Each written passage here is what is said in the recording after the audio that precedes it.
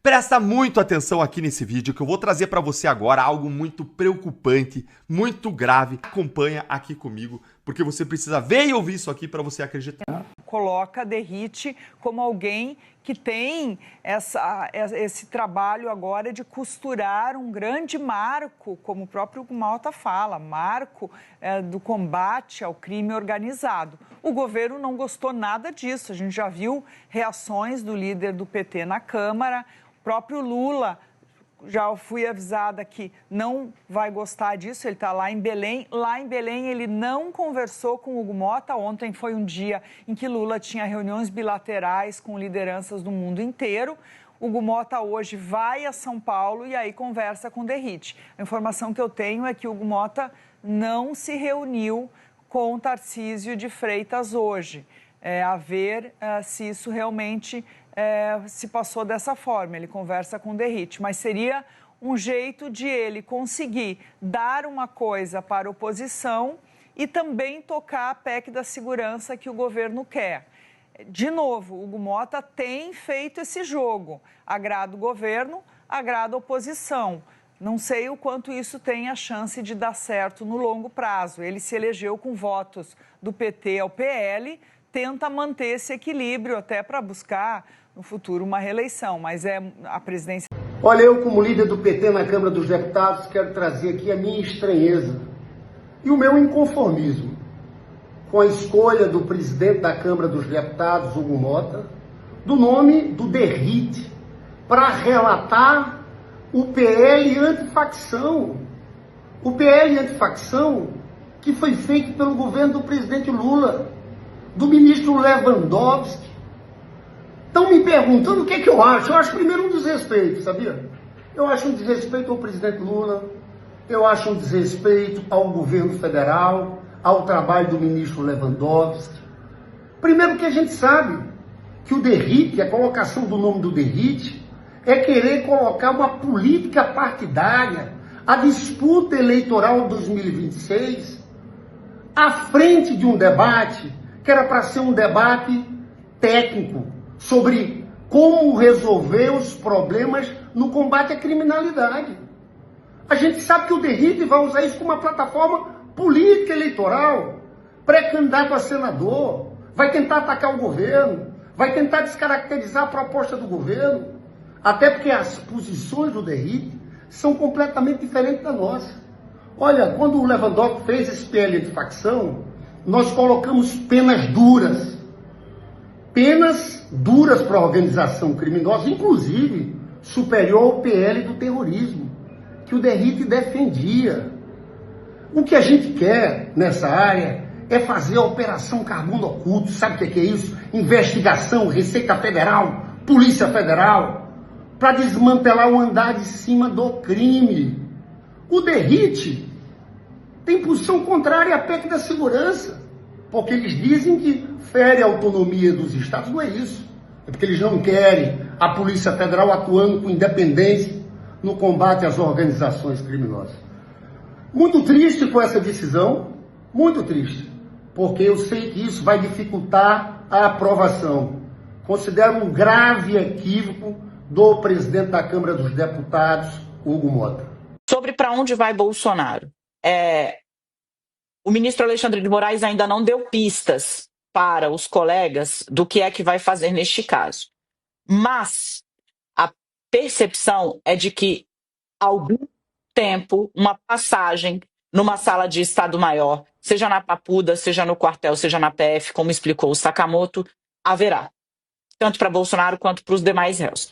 O ex-presidente tem sim problemas de saúde, a defesa dele já está preparada para explicitar isso e tentar evitar um encarceramento. Mas o que é uma sala de Estado Maior, Daniela? Ela precisa existir enquanto ter uma plaquinha assim na porta, sala de Estado Maior reservada para ex-presidentes da República que porventura sejam presos? Não.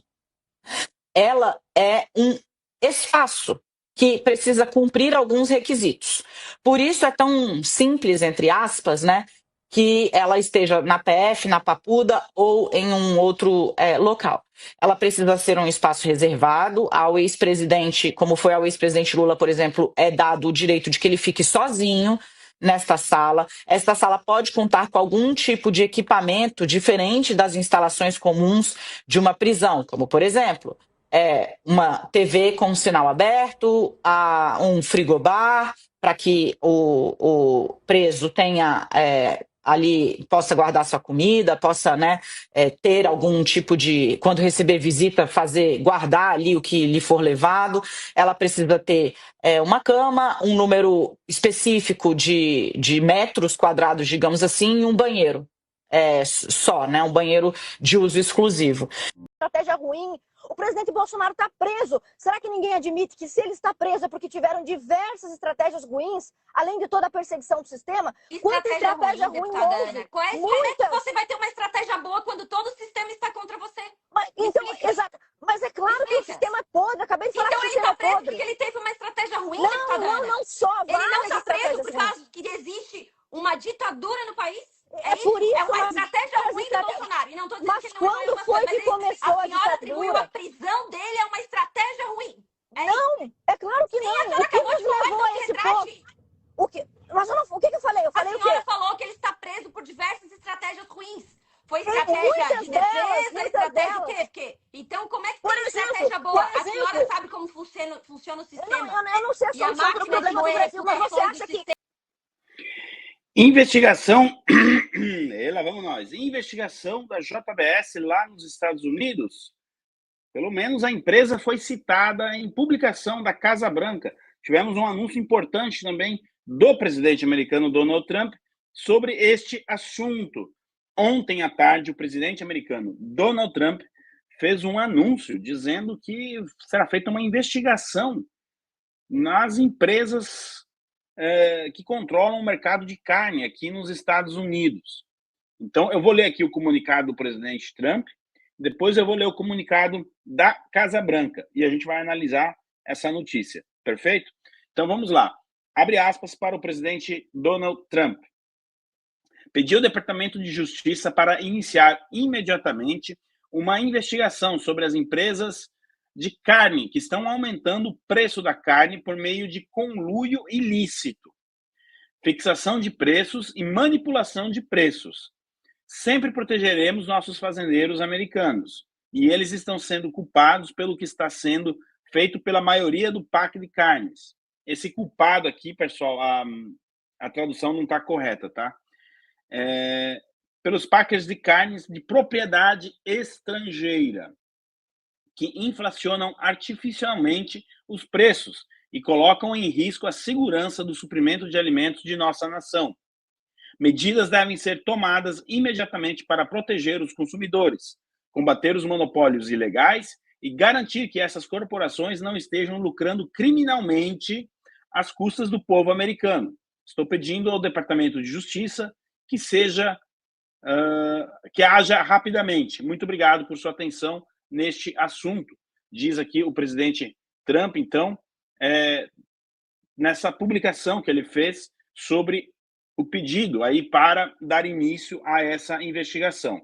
Depois que ele fez esse pedido, a Pamela Bondi, que é a procuradora-geral, ou seja, cabe a ela dar início aos trabalhos, digamos assim, ela foi nas redes sociais e já disse, presidente, já iniciamos os trabalhos. Aqui, pessoal, antes de ler o comunicado da Casa Branca, geralmente quando o Trump faz um comunicado como esse, é porque uma pré-investigação, digamos assim, os trabalhos, pelo menos, já iniciaram, tá? É por isso que a Pamela Bondi vem a público com tanta certeza e rapidez para dizer, não, presidente, nós já começamos. É porque ali, obviamente, o presidente Trump diz, como é que é? Já começaram os trabalhos? Começamos. Então, eu posso fazer a publicação aqui? Pode. Então, segue o jogo, tá? Isso aqui é uma questão de bastidor.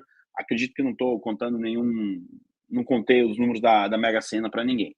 Bom, aí nós tivemos, logo depois, né, um comunicado. Esse é importante, pessoal, porque aqui vai dar a diretriz, tá? E eu estou vendo algumas pessoas fazendo confusão, falando da seção 301.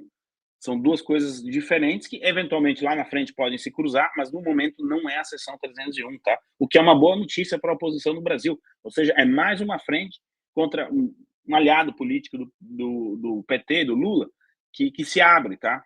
É bom que não seja a seção 301. Eu tô lendo eu tô sozinho, mas eu tô lendo os comentários, tá, pessoal? Consigo ler aqui e ler os comentários. Eu só não consigo acertar o QR Code do Pix. Aqui, ó, comunicado da Casa Branca, tá, pessoal? Ainda hoje, em algum momento, o seu Manuel vai colocar esse link na descrição do vídeo aqui, tá?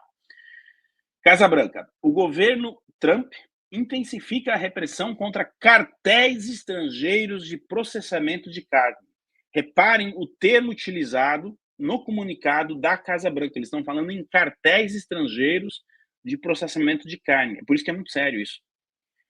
Hoje o presidente Trump, foi ontem, né? Hoje o presidente Trump ordenou ao Departamento de Justiça que inicie uma investigação sobre as maiores empresas de processamento de carne do país, por possível conluio, fixação e manipulação de preços. Esta ação decisiva visa os conglomerados dominados por estrangeiros que controlam o abastecimento de carne nos Estados Unidos e que têm sido acusados de inflacionar artificialmente os preços em detrimento de agricultores, pecuaristas e famílias trabalhadoras. Antes de prosseguir, pessoal, isso aqui era uma demanda do agronegócio brasileiro, dos produtores de gado, enfim, do criador de gado, mas não há 2 anos atrás. Se falava disso em 2009, 2010. Olha, tem uma empresa, no caso lá era a Friboi, né? Está tomando conta do mercado, a coisa está crescendo, eles vão controlar o preço de compra e o preço de venda. Isso aqui já é no Brasil já e não foi feito como deveria. E a coisa ficou. A administração Trump, com 8 meses no governo, por aí, 8, 9 meses, já toma essa iniciativa. E repito, se eles estão publicando isso hoje, é porque uma pré-investigação, digamos assim, o início dos trabalhos já começou, tá, pessoal? Vamos lá. Aí eles colocam o comunicado do presidente Trump, que eu já li, e eles, Casa Branca, achei engraçado, muito bem escrito aqui. Eis o que você precisa saber. Por muito tempo, um punhado de gigantescos frigoríficos pressionou os produtores de gado americano, reduziu os rebanhos e aumentou os preços dos supermercados. Ao examinar se essas empresas violaram as leis antitrust por meio de preços coordenados ou restrições de capacidade, essa investigação irá erradicar qualquer conluio ilegal, restaurar a concorrência justa e proteger nossa segurança alimentar. As 4 maiores empresas de processamento de carne, JBS Brasil, Cargill, Tyson Foods e National Beef, dominam atualmente 85% do mercado de processamento de carne bovina dos Estados Unidos, um aumento significativo em relação aos 36% registrados em 1980. Ou seja, de cada 10 quilos de carne bovina comercializados nos Estados Unidos, 8,5 quilos de carne saem de uma dessas 4 empresas. Tá? Isso para o padrão americano de negócios, de business, é uma aberração, tá, pessoal? Aqui eu encontrei nos supermercados muito mais variedades de produtos, assim, de qualquer produto, produto de limpeza, produto enfim, você vai no mercado, comida mesmo, muito mais que na Europa. Você tem várias marcas ali, né? E que o controle de venda de carne esteja 85% com 4 empresas, uma delas sendo a JBS, realmente vai contra toda a fundação da economia dos Estados Unidos. Eles continuam. A consolidação do setor esmagou a concorrência e prejudicou os produtores de gado. Na década de 80, os 4 maiores frigoríficos compravam 1/3 de todo o gado para abate. Em meados da década de 90, essa participação disparou para mais de 80%. E desde então, só tem se concentrado ainda mais. Isso levou à exploração dos consumidores, agricultores e pecuaristas americanos. De fato, evidências crescentes mostram que esse poder de monopólio reduziu drasticamente os pagamentos aos pecuaristas, diminuiu o tamanho dos rebanhos, elevou os preços ao consumidor e ameaçou a cadeia de abastecimento alimentar dos Estados Unidos. O presidente Trump sempre estará ao lado dos nossos grandes agricultores americanos. Está aqui, então, esse é o comunicado da Casa Branca. Reparem que eles trazem dados ali interessantes, que corroboram o que eu falei, de que uma pré-investigação já começou. Então, traduzindo, qual é o que vai ser feito aqui? Eles querem investigar se em algum momento as 4 grandes empresas citadas ali sentaram na mesa e disseram, olha, como a gente controla 85% do mercado de carne, a gente pode simplesmente impor o preço que a gente vai pagar ao pecuarista, pagando barato e vendendo mais caro lá na outra ponta. Ou seja, aumentando as margens de lucro e impedindo, né, que outros frigoríficos menores pudessem entrar na disputa para tanto comprar dos pecuaristas quanto para vender lá na frente. Eu não me surpreenderia se em algum momento o nome do Bill Gates começasse a aparecer nessas investigações, porque parece que ele está investindo no mercado de carne, ele está comprando terras, enfim, isso aqui é pura... Assim, estou colocando aqui só como informação, tá? Que não seria uma surpresa se o nome do Bill Gates aparecesse nessa lista, tá? Aqui, ó, eu já ia falar disso, então um comentário do seu Aquiles Escobar, ele me ajuda a falar disso. Ivan, então são práticas comerciais restritivas à seção 301? No momento, seu Aquiles e audiência, eu não vejo uma conexão entre a seção 301 e essa decisão do governo Trump ontem de fazer essa investigação, tá? Porque a seção 301, ela está investigando especificamente as ações comerciais entre Brasil e Estados Unidos, certo?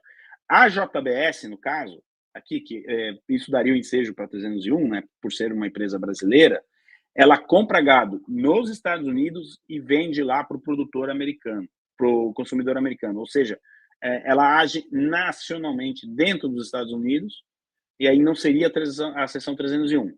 Na prática, pessoal, tanto que o comunicado da Casa Branca fala essa palavra, então eu não tenho... Obrigado por seu comentário, Aquiles, porque aí deu o ensejo para eu entrar no assunto. E também pela audiência. Porque, na prática, o que significa essa medida da Casa Branca é o seguinte, eles vão investigar se formaram cartel.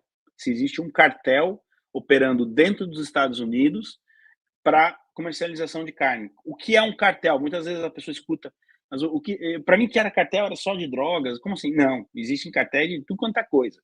Então eles pegam o mapa dos Estados Unidos e dizem, bom, Costa Leste fica com a empresa X, lá a gente não vai operar, você é a maior de todas, você vai dominar o mercado. Norte dos Estados Unidos fica a empresa Y, as outras 3 não vão entrar lá. Aliás, se você precisar de algum suporte para impedir que outras entrem lá, você conta com a gente.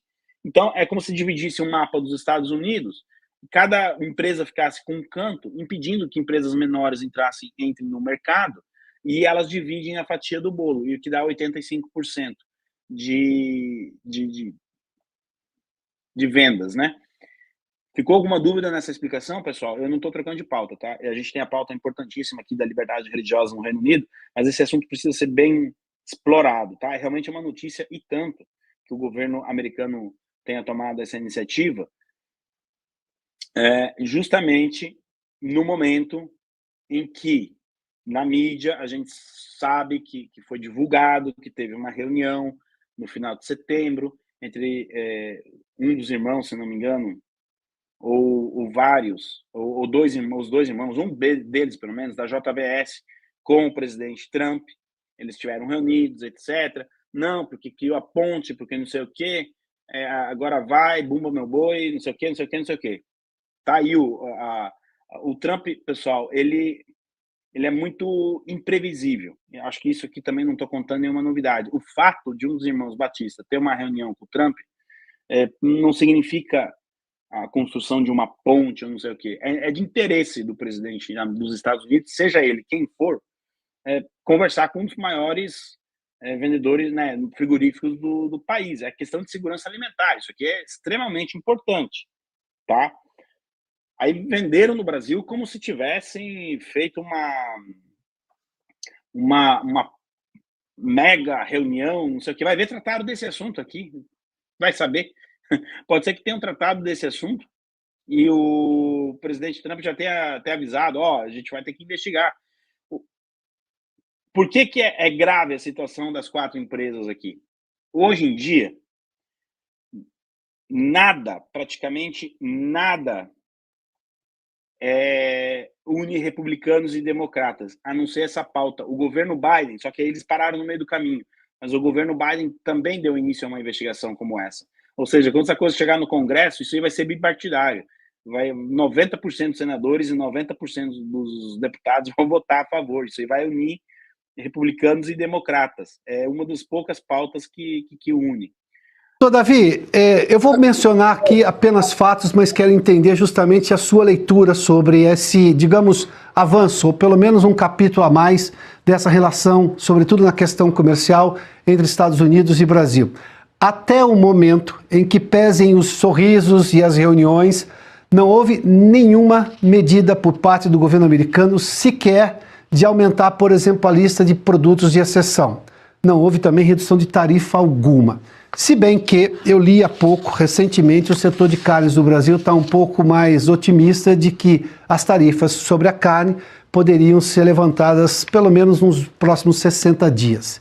Na sua opinião, o que exatamente isso representa? Depois eu vou colocar esse ingrediente da segurança pública na conversa, porque é um fato mais recente e esse é um assunto muito caro ao governo americano. Mas do ponto de vista comercial, temos chance disso realmente avançar? Piotr, é interessante. E por que a gente pode falar que houve sim um avanço? Porque até então não existia de fato uma negociação entre o governo brasileiro e o governo americano. A gente precisa lembrar que lá em julho, quando foi anunciada a tarifa extra de 40% para produtos brasileiros, até aquele momento o governo brasileiro estava considerando que estaria no conforto dos 10% de tarifa global, que tinha sido anunciado anteriormente para todo mundo, onde o Brasil estava incluído, porque ele tem sim um déficit comercial com os Estados Unidos, ou seja, os Estados Unidos exportam mais para o Brasil do que o Brasil compra, ou melhor, do que o Brasil exporta para os Estados Unidos. E justamente por isso, o Brasil ficou numa posição muito confortável. E o governo achou que não era necessário abrir nenhuma frente de negociação, que foi um erro gigantesco lá atrás. Muitos países na mesma posição do Brasil não tiraram os pés de Washington e, independente de qualquer situação pré-estabelecida, mantiveram negociações, nem que fossem para garantir que aquela tarifa única de 10% fosse aplicada e nenhuma outra extra. O Brasil não fez esse dever de casa e somente em julho, quando de fato foi anunciada uma tarifa extra de 40%, é que começou a haver uma movimentação muito mais por parte da iniciativa privada do que propriamente do governo brasileiro. E a tarifa entrou em vigor sem nenhuma conversa formal entre o governo brasileiro e o governo americano. Então, o fato de ter acontecido um encontro entre Lula e Trump na Malásia na semana passada é sim um avanço muito positivo, mas a gente precisa lembrar, um avanço possibilitado por uma abertura que o próprio presidente Trump deu lá na ONU, onde ele fez uma encenação de que havia tido uma conversa ali com Lula e posteriormente chamando de fato para a conversa, ou seja, não foi uma iniciativa direta do governo brasileiro. Então houve um avanço sim que possibilita essa negociação. Mas olha que interessante, todos os países que estão em negociação com os Estados Unidos e que tiveram tarifas extras anunciadas conseguiram uma suspensão dessa tarifa antes mesmo que ela entrasse em vigor. É o caso da China, por exemplo.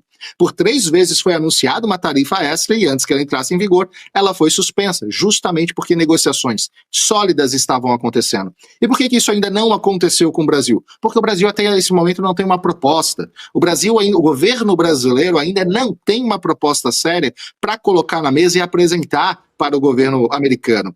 Toda essa concessão que foi aberta até esse momento é fruto direto da iniciativa privada, que está trabalhando com um lobby muito forte em Washington para possibilitar esse caminho de negociação e por conta de uma mudança de um cenário político interno dentro dos Estados Unidos. Então, a gente não pode... É leviano falar que tudo isso foi conquistado por conta da diplomacia do governo PT. Não, isso não aconteceu por diplomacia, mas sim por um trabalho insistente da iniciativa privada, por um lobby em Washington e por conta das circunstâncias atuais internas dentro dos Estados Unidos. Os Estados Unidos está aberto para uma negociação, mas o Brasil precisa elaborar uma proposta concreta para ser apresentada. Doutor Davi, eu vou pegar um ponto de uma observação que faz, que eu creio que ela é muito pertinente para esse momento. Quando a gente analisou, por exemplo, a suspensão temporária das sanções quando os países iam procurar Washington para conversar, era uma concessão que o governo americano fazia àquele Estado, àquele país. Não, em que pese o fato de alguns setores serem mais ou menos privilegiados, mas era uma concessão ao Estado. É o que se chama de sinal de boa-fé numa negociação, né? Já que estamos sentados para conversar, eu não vou te punir com sanções, lá na frente a gente decide exatamente qual vai ser o resultado final. O Brasil não teve essa iniciativa por parte do Estado. Essa talvez é uma das principais diferenças de o porquê, por exemplo, você tem até uma esperança de avanço nas negociações, mas não por força da diplomacia estatal brasileira, e sim pelo avanço do setor privado especificamente, que procurou, via, obviamente, lobby, que é uma coisa organizada dentro dos Estados Unidos, para falar com o governo americano. E aí é uma questão setorial. Exatamente. A primeira coisa que precisa deixar claro é exatamente isso. O lobby dentro dos Estados Unidos é regulamentado, é legal e está tudo certo fazer isso em Washington. Muitas empresas conseguem justamente negociações favoráveis por conta disso. E exatamente isso que fez com que vários produtos brasileiros estivessem numa lista de isenção da tarifa aplicada lá atrás em agosto. Ou seja, suco de laranja ficou de fora, aeronaves ficaram de fora, de vários outros produtos ficaram de fora dessa negociação, porque já havia uma tratativa anterior para que de fato eles fossem isentos. E porque também isso afetaria diretamente o mercado americano. Quando o Trump anuncia a tarifa, é a forma de negociação dele. Ele faz a pressão justamente para possibilitar uma negociação. O grande problema é que o governo brasileiro não estava preparado naquele momento para fazer essa negociação. Não existia nenhuma proposta pronta para ser apresentada. Novamente, o governo brasileiro atual estava acomodado nos 10%, achando que não viria nada demais. E aquilo pegou todo mundo de surpresa. Nesse momento, o que acontece é uma leve inflação que, para o público americano, para o americano comum, lidar com a inflação é algo muito incomum. Os Estados Unidos não costumam passar por inflações. E esse é um momento que, sim, não por conta do tarifácio, mas por uma conjuntura de eventos climáticos aqui dentro dos Estados Unidos, que diminuiu a produção, principalmente pecuária, que afeta diretamente o preço da carne bovina. E principalmente com o tarifaço extra, com a carne brasileira, que abastecia em grande medida o mercado americano, isso teve um aumento maior na carne. O outro produto, café, também teve um aumento considerável. Isso afeta diretamente o bolso do americano comum. Isso pressiona o governo americano. Então esse lobby no Congresso não é só de empresários que querem continuar o fluxo transacional entre os dois países, mas é uma pressão interna que faz com que Trump precise revisar essa política. A gente precisa lembrar disso. O objetivo principal sempre foi comercial, conseguir negociações favoráveis para os Estados Unidos. Existia, sim, um ar político muito forte, até por conta da liderança da negociação por Marco Rubio. Isso não saiu de cena, mas não é o objetivo principal de negociação nesse momento. Nesse momento, o foco principal é a questão comercial, principalmente por aquilo que o Brasil tem a oferecer, mas que até agora não foi apresentado para o governo americano. Se a gente olhar pelo lado brasileiro, o ideal seria que toda a sanção fosse levantada, sobretudo dos 40%, porque os 10% provavelmente não é uma política para o mundo inteiro. E o Brasil, de alguma forma, já tinha dito que os 10% estavam assimilados dentro da economia. O problema eram os 40% adicionais, os 40 pontos percentuais adicionais daquela carta de 9 de julho do Donald Trump diretamente ao presidente Lula. Para o Brasil, o interessante é que se levante as sanções de tudo, mas a gente está vendo setores se movimentando. A diplomacia brasileira parece que ainda não é exatamente com quem o governo americano trata de fato, não para, digamos, ter algum avanço. A gente corre o risco de só ter uma melhora para os setores que interessam apenas aos Estados Unidos, justamente por essa lacuna de negociação diplomática por parte do Brasil?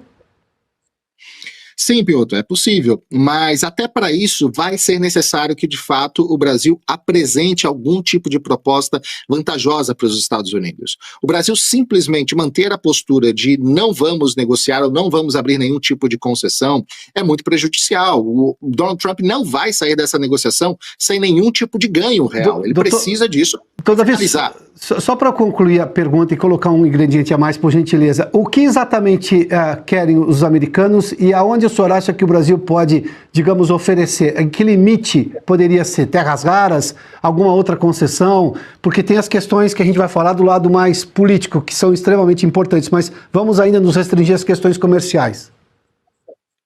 a gente pode lembrar das questões que já estão sendo tratadas na seção 301. O Brasil continua respondendo a uma investigação dentro da USTR, a representante comercial americana, sobre práticas brasileiras que impedem ou dificultam o comércio entre Brasil e Estados Unidos para exportadores americanos entrarem no mercado brasileiro. Por exemplo, a abertura por etanol americano dentro do Brasil pode ser um caminho bastante razoável. A abertura para outros produtos, ou talvez uma negociação para não tarifação ou uma tarifação reduzida das Big Techs aí no Brasil, no caso, né, das Big Techs americanas, e principalmente um dos pontos centrais hoje, onde o Brasil pode negociar de forma muito clara na mesa, a questão das terras raras. Isso é muito crítico para os Estados Unidos. A dependência da China ainda é muito grande e outros países já estão avançando nessa negociação. Nova Zelândia já conseguiu firmar acordos consideráveis, a Austrália também está na mesa negociando com os Estados Unidos, e é a oportunidade do Brasil. E a gente já vê até uma certa movimentação dentro do governo brasileiro,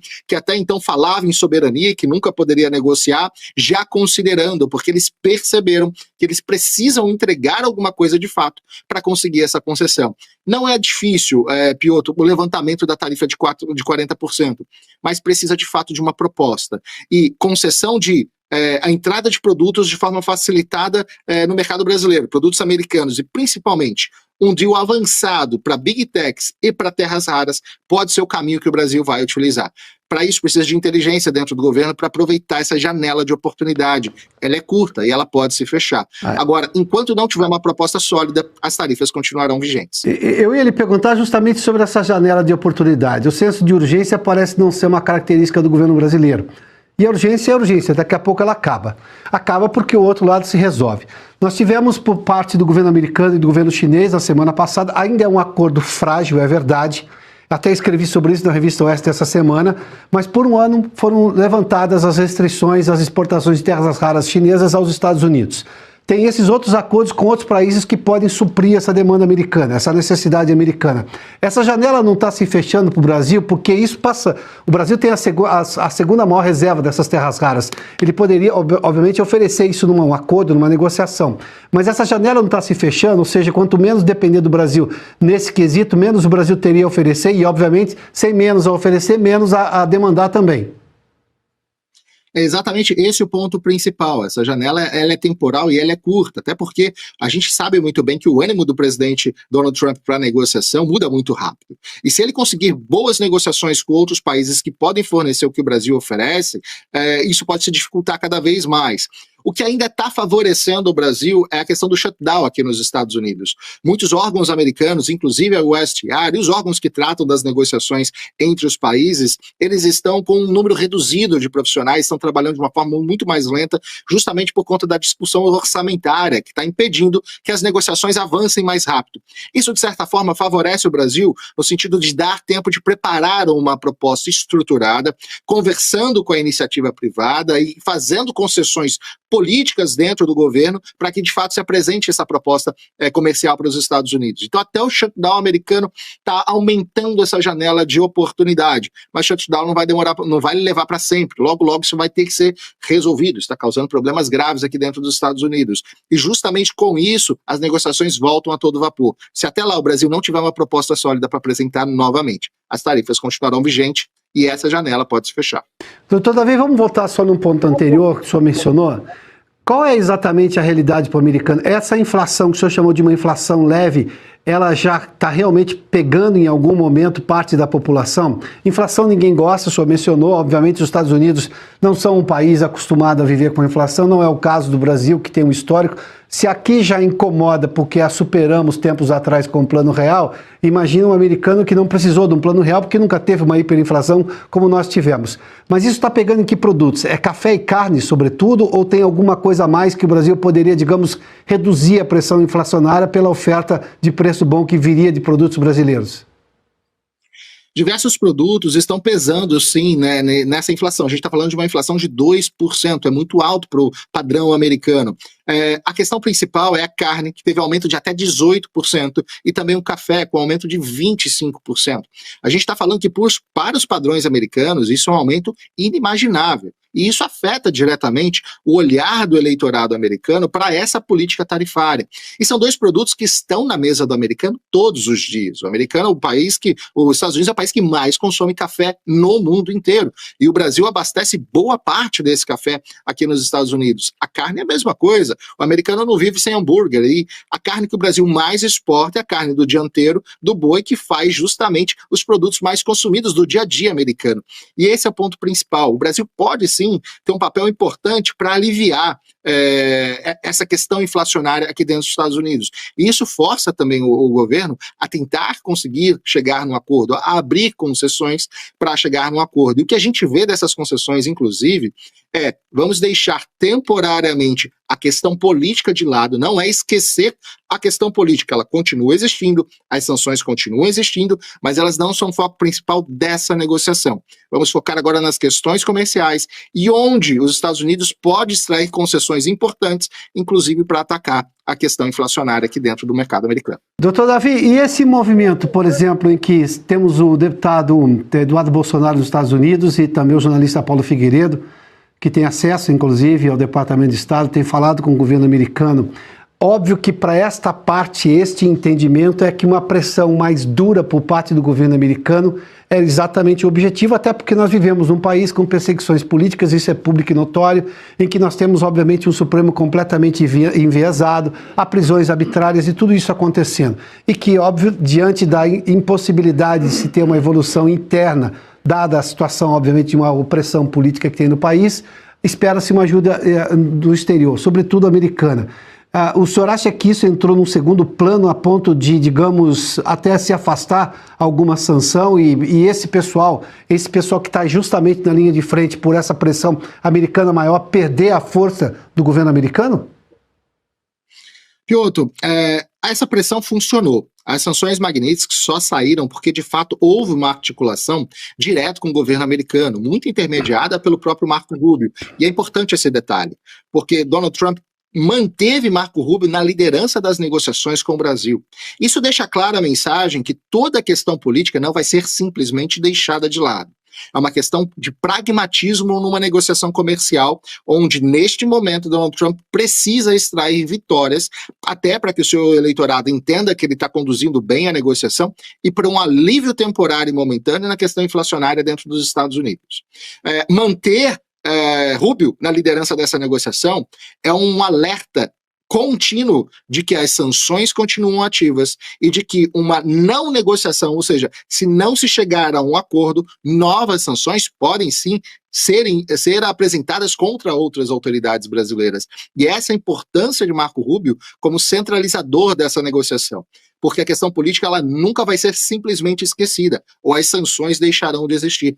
Rubio deixou claro que as sanções podem deixar de existir, podem, desde que haja uma mudança drástica dentro do cenário brasileiro, onde as violações que levaram às sanções deixem de acontecer. A gente está falando claramente de um afastamento do ministro Alexandre de Moraes do STF. A gente sabe muito bem que esse cenário político dentro do Brasil não existe hoje. Sim. Não existe motivação política para isso acontecer no governo atual. O Senado está de mãos amarradas. Os poucos que tentam fazer algo para tentar tirar o ministro de lá não têm apoio suficiente para fazer isso. Então, o cenário político hoje no Brasil não dá nenhuma sinalização de que Alexandre de Moraes vai sair do STF e que pode haver esse alívio das sanções. Isso não vai acontecer. Então, está claro. Com a manutenção do status quo no Brasil, as sanções permanecem. A questão centralizadora agora, para a negociação comercial, passa a ser mais pragmática. Mas não se esquece totalmente a questão política. Ela fica ali guardadinha como uma arma que pode ser reutilizada a qualquer momento. Doutor Aragão, um último questionamento, até porque é um fato recente. Eu vi a sua análise sobre isso na semana passada, inclusive fizemos questão de convidá-lo. Obrigado mais uma vez por nos atender aqui. Mas nós tivemos esse enfrentamento do governo do estado do Rio de Janeiro ao crime organizado. Estou falando de uma facção criminosa que, sim, o próprio governador quer que o governo brasileiro, que não consegue se mexer em relação a isso, mas mandou informações ao governo americano de uma atuação praticamente de um grupo terrorista, uma organização terrorista, especificamente o Comando Vermelho, mas também o PCC aqui em São Paulo, que na verdade nasceu em São Paulo, mas atua no país inteiro e até além fronteiras brasileiras. Nós estamos falando de tráfico de drogas, estamos falando de narco-estado, nós estamos falando de organizações de tráfico Esse é um assunto muito caro a este governo e neste momento do governo Trump. Basta ver o que está sendo feito agora em relação à Venezuela. Dada a leniência do governo brasileiro com o crime, estou falando do governo federal, a fala muito clara do governo Lula de que não pretende reconhecer essas organizações, essas facções criminosas como organizações terroristas. Isso não traz um ingrediente a mais, a forma como isso aconteceu no Rio de Janeiro, a forma como o governo Lula reagiu, ou seja, não tomando a linha de frente no combate ao crime, isso não traz um ingrediente a mais, inclusive para as negociações comerciais entre a Casa Branca e Brasília? Piotr, sem sombra de dúvidas, né? O Brasil já teve outras oportunidades de atender o pedido do governo americano de declarar Comando Vermelho, PCC, Terceiro Comando e qualquer outro grupo de tráfico, milícia que seja no Brasil como grupo terrorista. Até porque a tratativa com esse grupo é totalmente diferente, tanto dentro da lei brasileira, como principalmente da questão internacional de combate ao terrorismo, podendo ter, inclusive, uma atuação direta americana em parceria com a Polícia Federal Brasileira e com as polícias brasileiras a respeito. Mas isso foi negado no primeiro mandato de Trump pela Dilma, foi negado no segundo, agora, recentemente, por Lula também, a inclusão desses grupos como grupos terroristas, deixando claro que o governo atual, o governo petista, não tem a intenção real de combater o crime organizado. Tem os seus motivos, não vou entrar aqui nesse mérito, mas isso afeta diretamente a imagem do Brasil, não só com os Estados Unidos, mas com o mundo inteiro. Que país é esse que de fato não se organiza de forma a combater uma criminalidade que só no estado do Rio de Janeiro, segundo estudos de universidades públicas cariocas, 25% da população do Rio de Janeiro vive em áreas dominadas pelo tráfico ou pela milícia, onde o Estado não entra. 1/4 da população fluminense não está protegida pelo Estado e está debaixo do jugo de um Estado paralelo, com leis próprias. Isso é um absurdo. Não reconhecer isso é, no mínimo, injusto, no mínimo. E o governo brasileiro, e o timing é preciso, né, Piotr? Uma semana antes, uma fala totalmente desastrosa do presidente Lula, para logo depois acontecer o que aconteceu no Rio de Janeiro, com apoio generalizado da população. E eu posso falar, eu sou do Rio de Janeiro, vivi anos lá, o que a gente vive, o que eu vivi no Rio de Janeiro, que os cariocas vivem lá até hoje, é um cenário que só em países de guerra se vive. Infelizmente, essa realidade. Com certeza isso afeta diretamente a visão dos Estados Unidos com essa negociação. Ainda não houve, até por conta do shutdown, nenhuma manifestação pública do governo americano, mas logo logo a gente vai ver isso entrar também na pauta. Até porque por parte do governo Lula não houve uma mudança de posição, muito pelo contrário, são os governadores que estão insistindo nesse combate e obviamente fazem até o limite que lhes é possível. Porque essas armas todas entram pelas fronteiras brasileiras, as drogas entram pelas fronteiras brasileiras, que deveriam ser policiadas pela Polícia Federal, que negou ajuda ao governo carioca, como a gente viu recentemente, o governo fluminense, melhor dizendo. Doutor Davi Aragão, muitíssimo obrigado pela gentileza de se juntar mais uma vez a nós, nos atender aqui em US Negócios. Boa noite. Eu que agradeço o convite, Piotr. Uma boa noite. Bom, se você gostou dessa entrevista, deixa aqui seu like, ajuda muito o nosso canal a continuar crescendo aqui no YouTube. E se inscreve no canal, porque todo dia tem um vídeo novo contando tudo o que acontece aqui na América. Mais uma vez, obrigado pela sua companhia. Até a próxima. Tchau. Tem muita coisa também, tem coisa para relembrar. Eduardo postou ontem um vídeo curioso, que eu acho importante, relevante. Esse vídeo, vez ou outra, reaparece nas redes sociais, envolve o Olavo de Carvalho. Também tiveram alguns recortes do Alan Santos que compartilharam. Enfim, tem muita coisa para a gente pontuar. E a segunda parte, eu nem sei se vai dar para comentar, porque realmente tem muita coisa, porque foi o dia inteiro ontem, mais uma vez, e a tendência do final de semana é continuar com essa confusão. E vamos lá. Estou começando aqui, para mim, com a parte mais importante de toda esta treta. Para mim, óbvio que eu sou uma pessoa. Tem gente que vai achar que, sei lá, essa confusão toda já em torno do Carlos é um problema maior, ou, sei lá, fulano, ciclano, beltrano ter mentido, fulano ter dito isso, aquilo, outro, mas para mim, de toda essa treta até o presente momento, não existiu nenhuma afirmação pior do que essa daqui. A história deste canal se dedicou, posso falar, acho que com propriedade, a cobrir todo tipo de acusação que a direita tinha algum gabinete do ódio ou agia de forma escusa. Sabe, se tem uma coisa que eu realmente cobri ao longo de todo o tempo, de fazer questão de registrar, relembrar ao longo dos anos, sabe?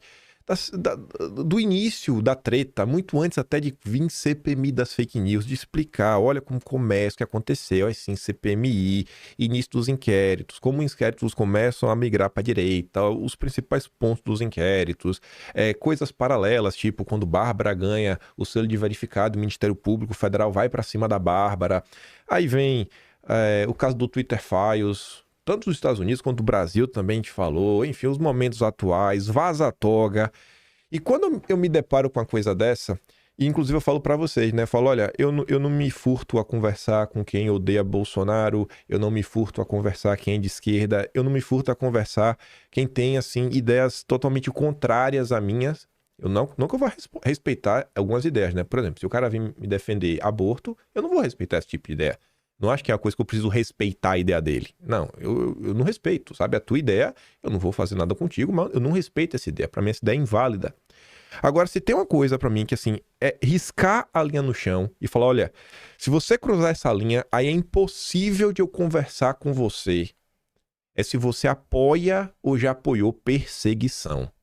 Apoia ou apoiou perseguição? Essa é a única linha que eu tenho. Olha, você é a favor de perseguir as pessoas, porque o estado de coisas que nós vivemos é exatamente por isso.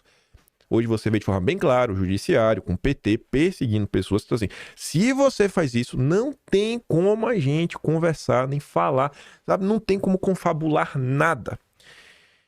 E aí ontem, eu tô falando todo esse disclaimer para mostrar para vocês... 15 segundinhos, você vai entender. Que tá o ponto central aqui da fala. O Carlos fala indiretamente, sutilmente, fofamente, e para acabar comigo, tentar acabar comigo, eles botam toda a força do gabinete deles lá para trabalhar contra mim. Por quê? Eles botam toda a força do gabinete lá contra mim. Qual gabinete? Essa é a tese do gabinete do ódio, onde a família Bolsonaro teria, né, uma espécie de, não sei, organização ilegal, uma organização criminosa, onde você opera, né, milícias digitais para difamar, atacar pessoas, a sua honra, destruí-las. E a gente está em 2025. Se teve um assunto que realmente, assim, foi, sei lá, investigado de todas as formas, maneiras diferentes, e eu acho que qualquer brasileiro decente, honesto, que acompanhou ao longo dos anos, pôde notar que a CPMI das fake news não conseguiu provar nada. Todos os relatórios que vieram depois, nada. O inquérito das fake news até o momento não explica que gabinete do ódio é esse, quem são essas pessoas, o que elas fazem.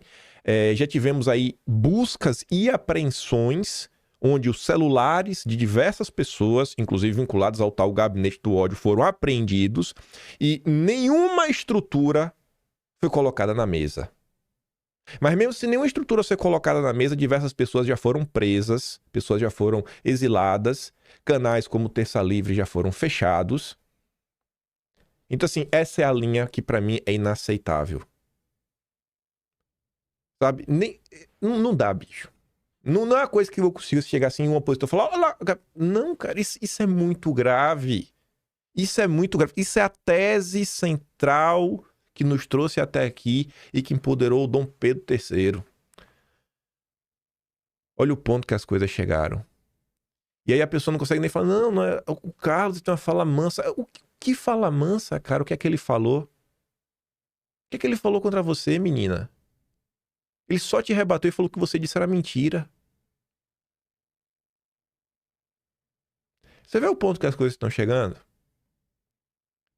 E ainda tem gente achando que não, que é bobagem. Ai, é aliado. Não pode tratar aliado assim. Falta mais o quê? Você tá fazendo exatamente a acusação. Chutando a bola. Falando, vai lá, Alexandre de Moraes.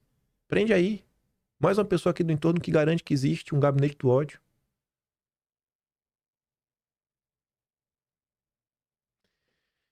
Essa pra mim é a que mais me incomodou de todas. De toda essa treta. Talvez em segundo lugar seja essa. Porque aquela ali realmente assim é a causa de tudo. É a causa de tudo. Bolsonaro não estaria condenado, né, perseguido, se aquela tese inicial não existisse. Então, ali seria o ovo, né, que vai parir a galinha. Aí se fala da galinha, né, que é as confusões que a gente está vivendo atualmente. O Petrópolis colocou ali a legenda, segundo a Campagnolo. Aí eu vou dar play no áudio, vocês veem se a legenda do Petrópolis faz sentido ou não.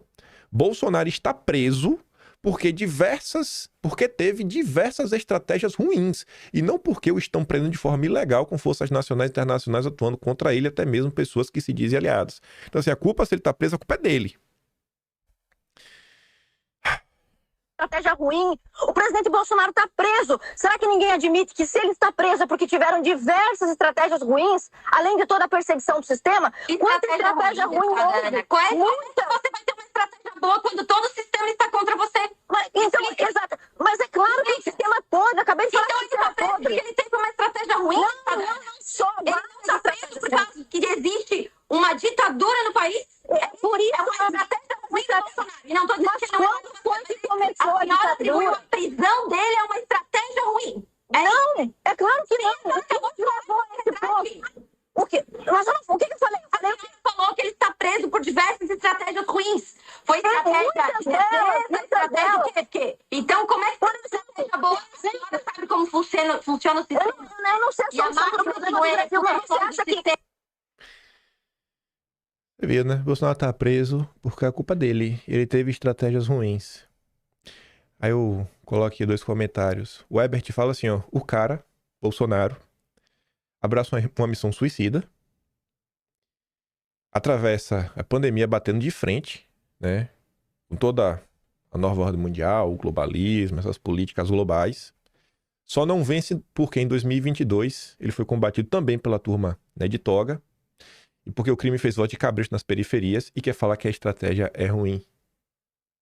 Aí eu me pergunto, quando pessoas que resolveram por si só e não Bolsonaro tocar o terror no Brasil, a culpa é de Bolsonaro dessa estratégia ruim também?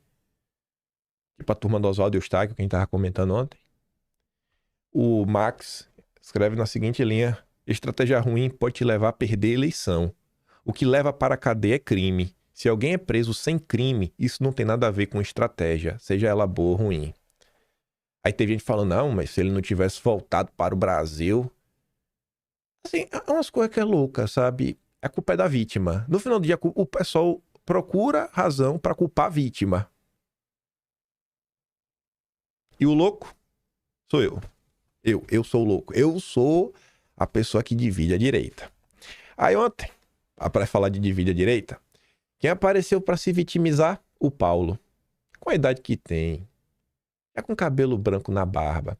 Ele investe... Eu quero mostrar só para vocês o início da vídeo, né? Em tom de vítima, né? Que ele nunca foi tão atacado assim. Oh, meu Deus, escuta só. Deixar por escrito isso que eu vou falar agora, tipo no carrossel. Mas eu pensei, poxa, vai parecer que eu tô me escondendo e eu não tenho por que me esconder. Eu não tava afim de aparecer hoje porque o dia foi bem complicado, eu já perdi uns 2.000 seguidores, algumas dezenas ou centenas de mensagens mal criadas, eu sabia que isso poderia acontecer, eu mesmo falei isso no vídeo de ontem, mas eu não imaginei que pudesse acontecer da maneira como foi. Porque a esquerda nunca me atacou de forma tão cruel, vamos dizer assim, como aconteceu hoje com a direita. A esquerda nunca envolveu minha família, por exemplo.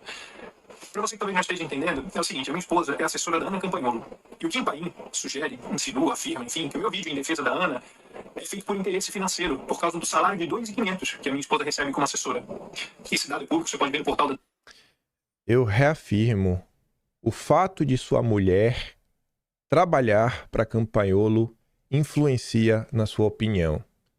Só que o restante do vídeo você corre lá e assiste. Você, Paulo, não se debruça sobre nada do que eu realmente falei sobre você.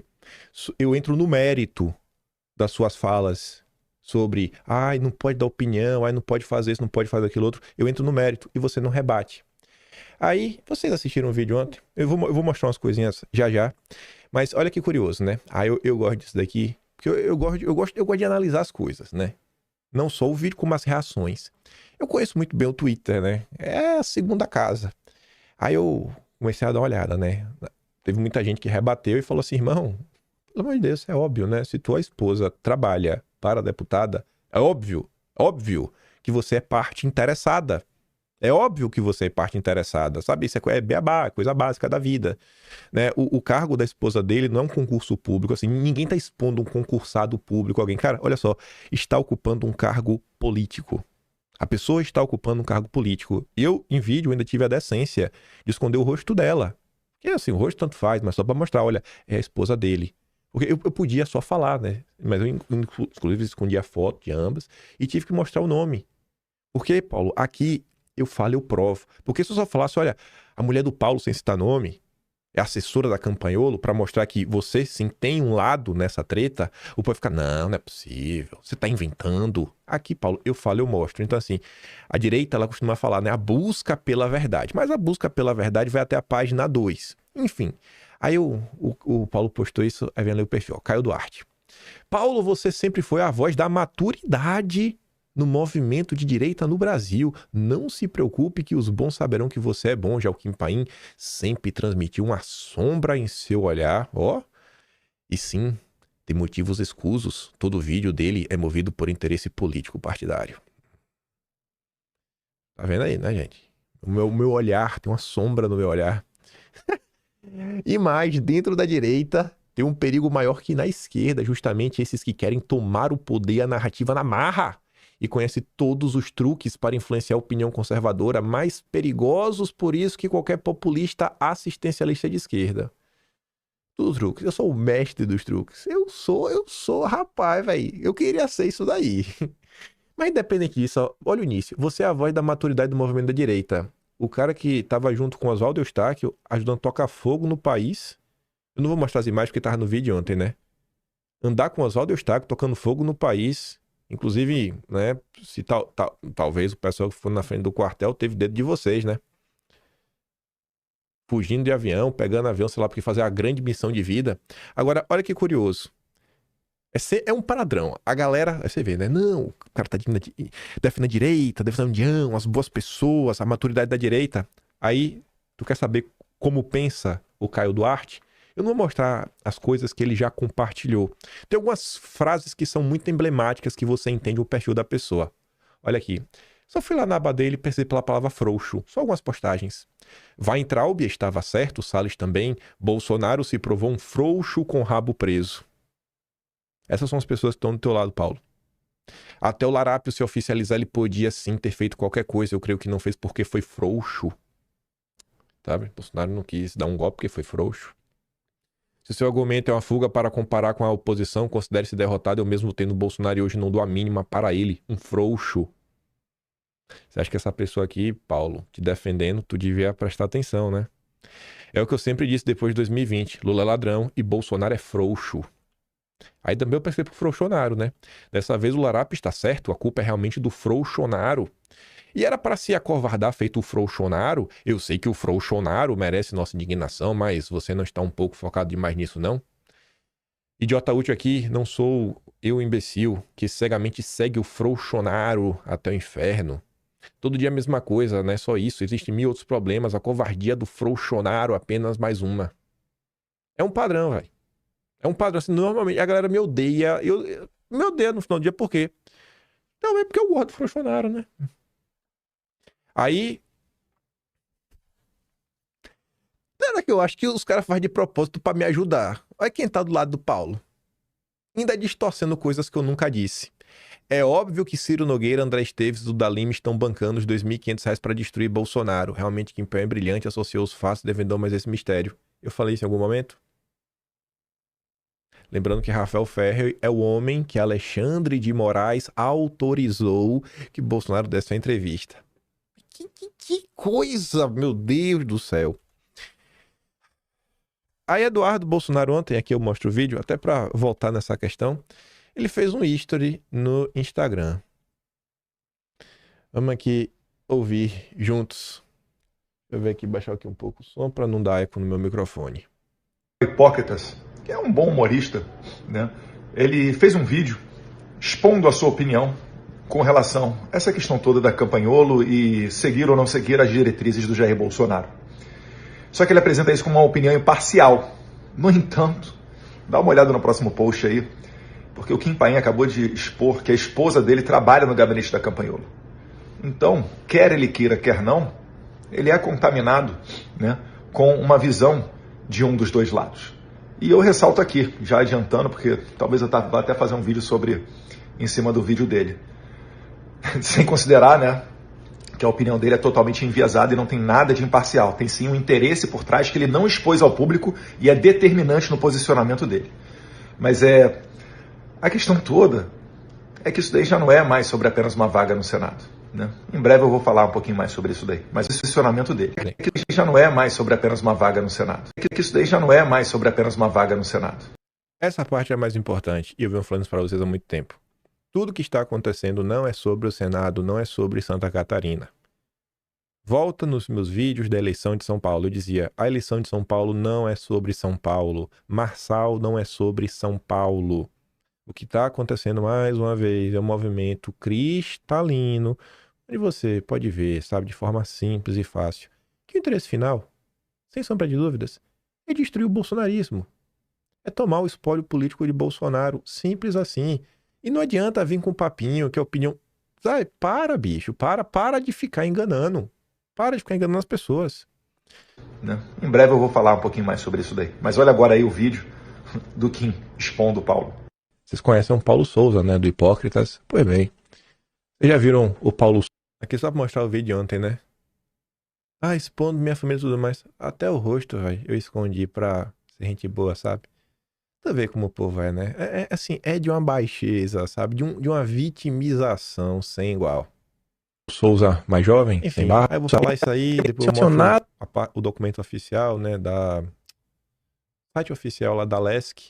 Do gabinete. E depois o Eduardo volta pra falar o seguinte. Eu pretendo ficar muito mais falando, né, dessa questão toda de Santa Catarina, até porque o meu trabalho principal aqui, prioritário, é outro. Eu só queria deixar bem claro o seguinte, a questão passa longe mesmo de um mérito. A questão toda é que se você está dentro do partido de Bolsonaro, eleito com apoio de Bolsonaro, pouco importa se você é grande, pequeno, mediano, isso é secundário. Existe uma hierarquia a ser seguida. Bolsonaro vai falar e você vai seguir. Não gostou, pode ir para outro partido. Agora, quem não é do partido pode falar o que quiser, a população pode falar o que bem entender, pode me xingar como me xingam todos os dias, eu não fico tretando com todo mundo. Então, entenda que eu não posso permitir que isso daí ganhe corpo a ponto de estimular outras pessoas a fazê-lo, porque senão a gente vai ter 27 discussões públicas em cada estado brasileiro sobre candidaturas ao Senado, mesmo que o líder do movimento Jair Bolsonaro, ainda enquanto liberdade com livre possibilidade de falar, deu a orientação de votar no... Cara, não existe política sem hierarquia, né? A gente fala isso, repete, mas é difícil de entender. Mas vamos lá. Aí, gente, aqui o Paulo de Tarso postou esse vídeo, né? A Yane Menezes também postou, né, o vídeo do Eduardo, que eu tô lá. Aí eu fui dar uma olhada nos comentários que a Yane recebeu, né? Assim, ó. Deputado Eduardo Bolsonaro responde às críticas de Paulo Souza. Aí olha pra isso daqui. Quem usa Kim Paim como fonte só pode ser lunático ou mais lunático que ele.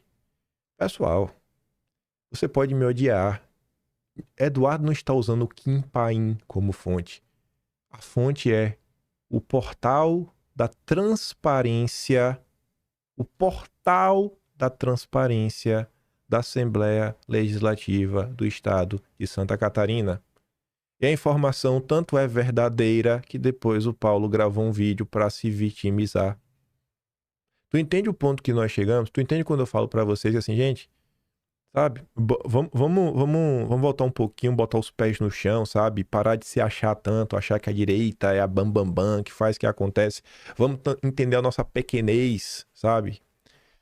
Entende a problema de despolitização das pessoas, de não saber separar as coisas.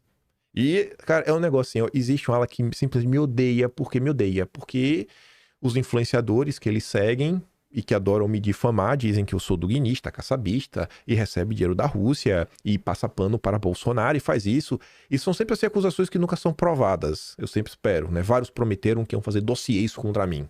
Lembra? O último que prometeu que fez um dossiê era o Chiquinho. Até hoje eu espero. Ele ia me desmascarar. Chegou a falar, inclusive, que eu estava trabalhando a serviço do Gilmar Mendes. Sabe? Olha o nível de loucura. E as pessoas vão abraçando isso, né? Aí o cara continua. Então, pra família Bolsonaro, sou aliado que abaixa a cabeça pra liderança.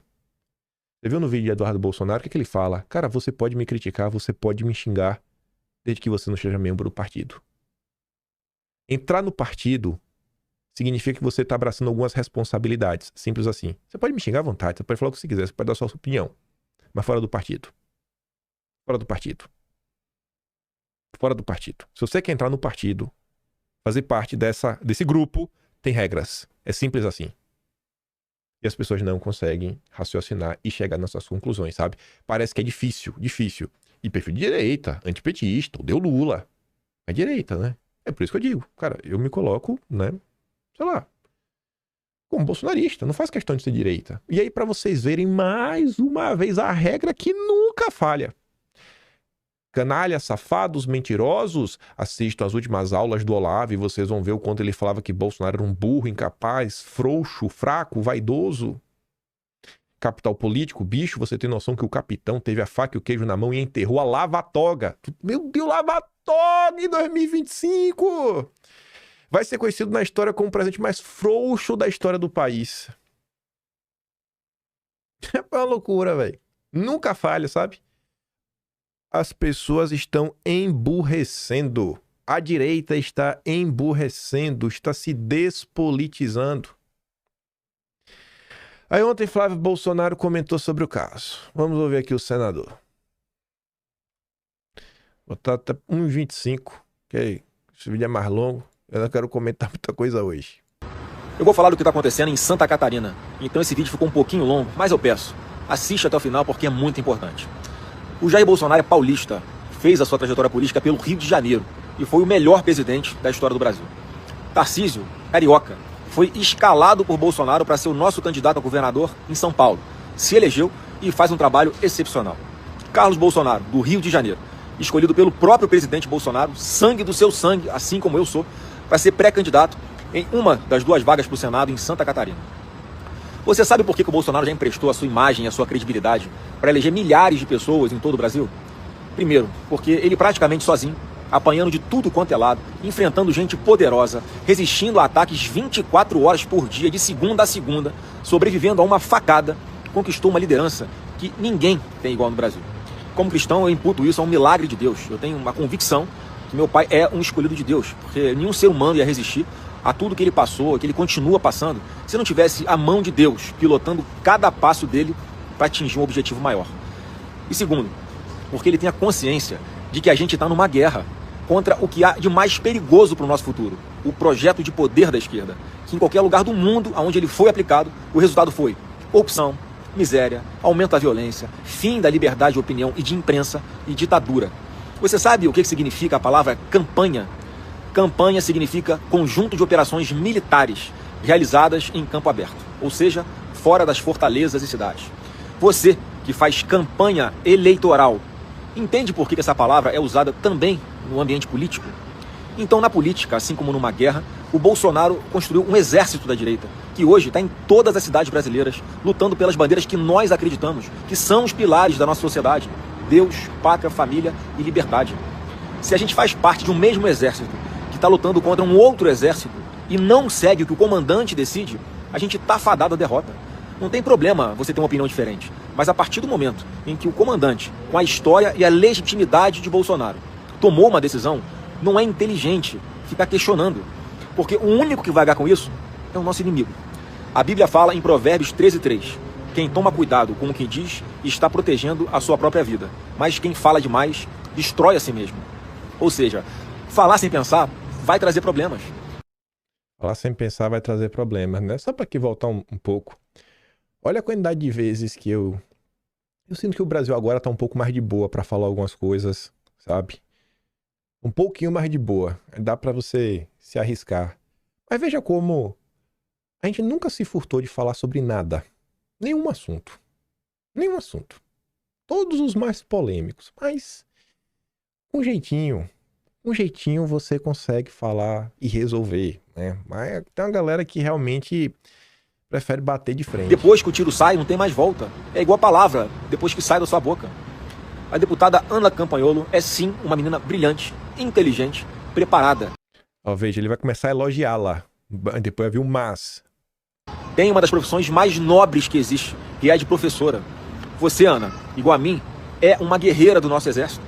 Mas a partir do momento que o nosso líder toma uma decisão, se a gente questiona, acontecem 2 coisas. Uma, isso enfraquece o nosso líder. E 2, isso beneficia quem?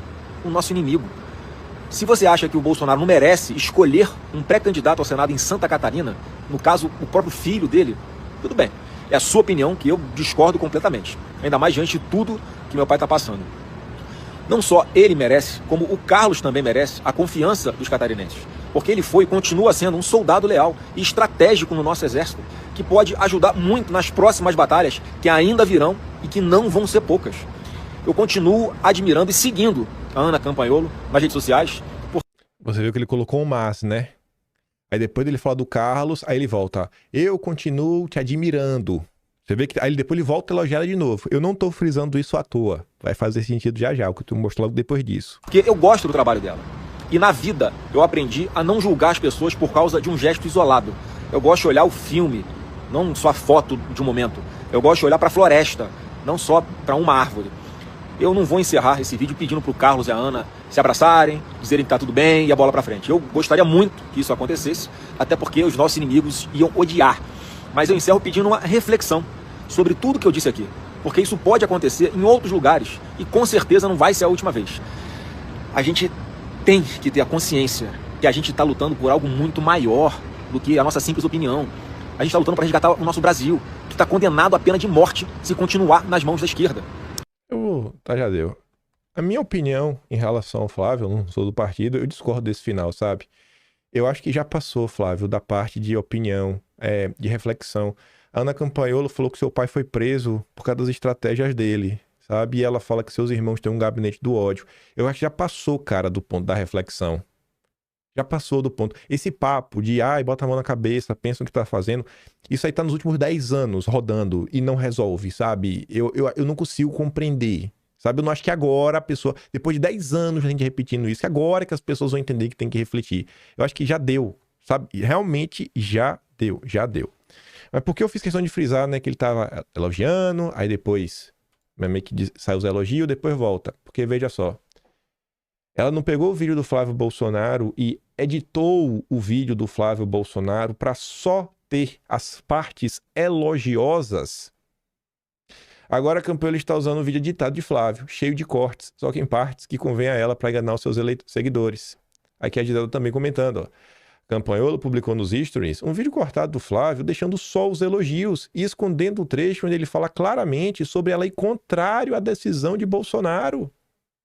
Manipular vídeo para parecer apoiada é desonesto. Sabe quem manipulou vídeo? Ano passado, em agosto, para dizer que estava sendo apoiado por Bolsonaro, o Pablo Marçal. É o mesmo padrão.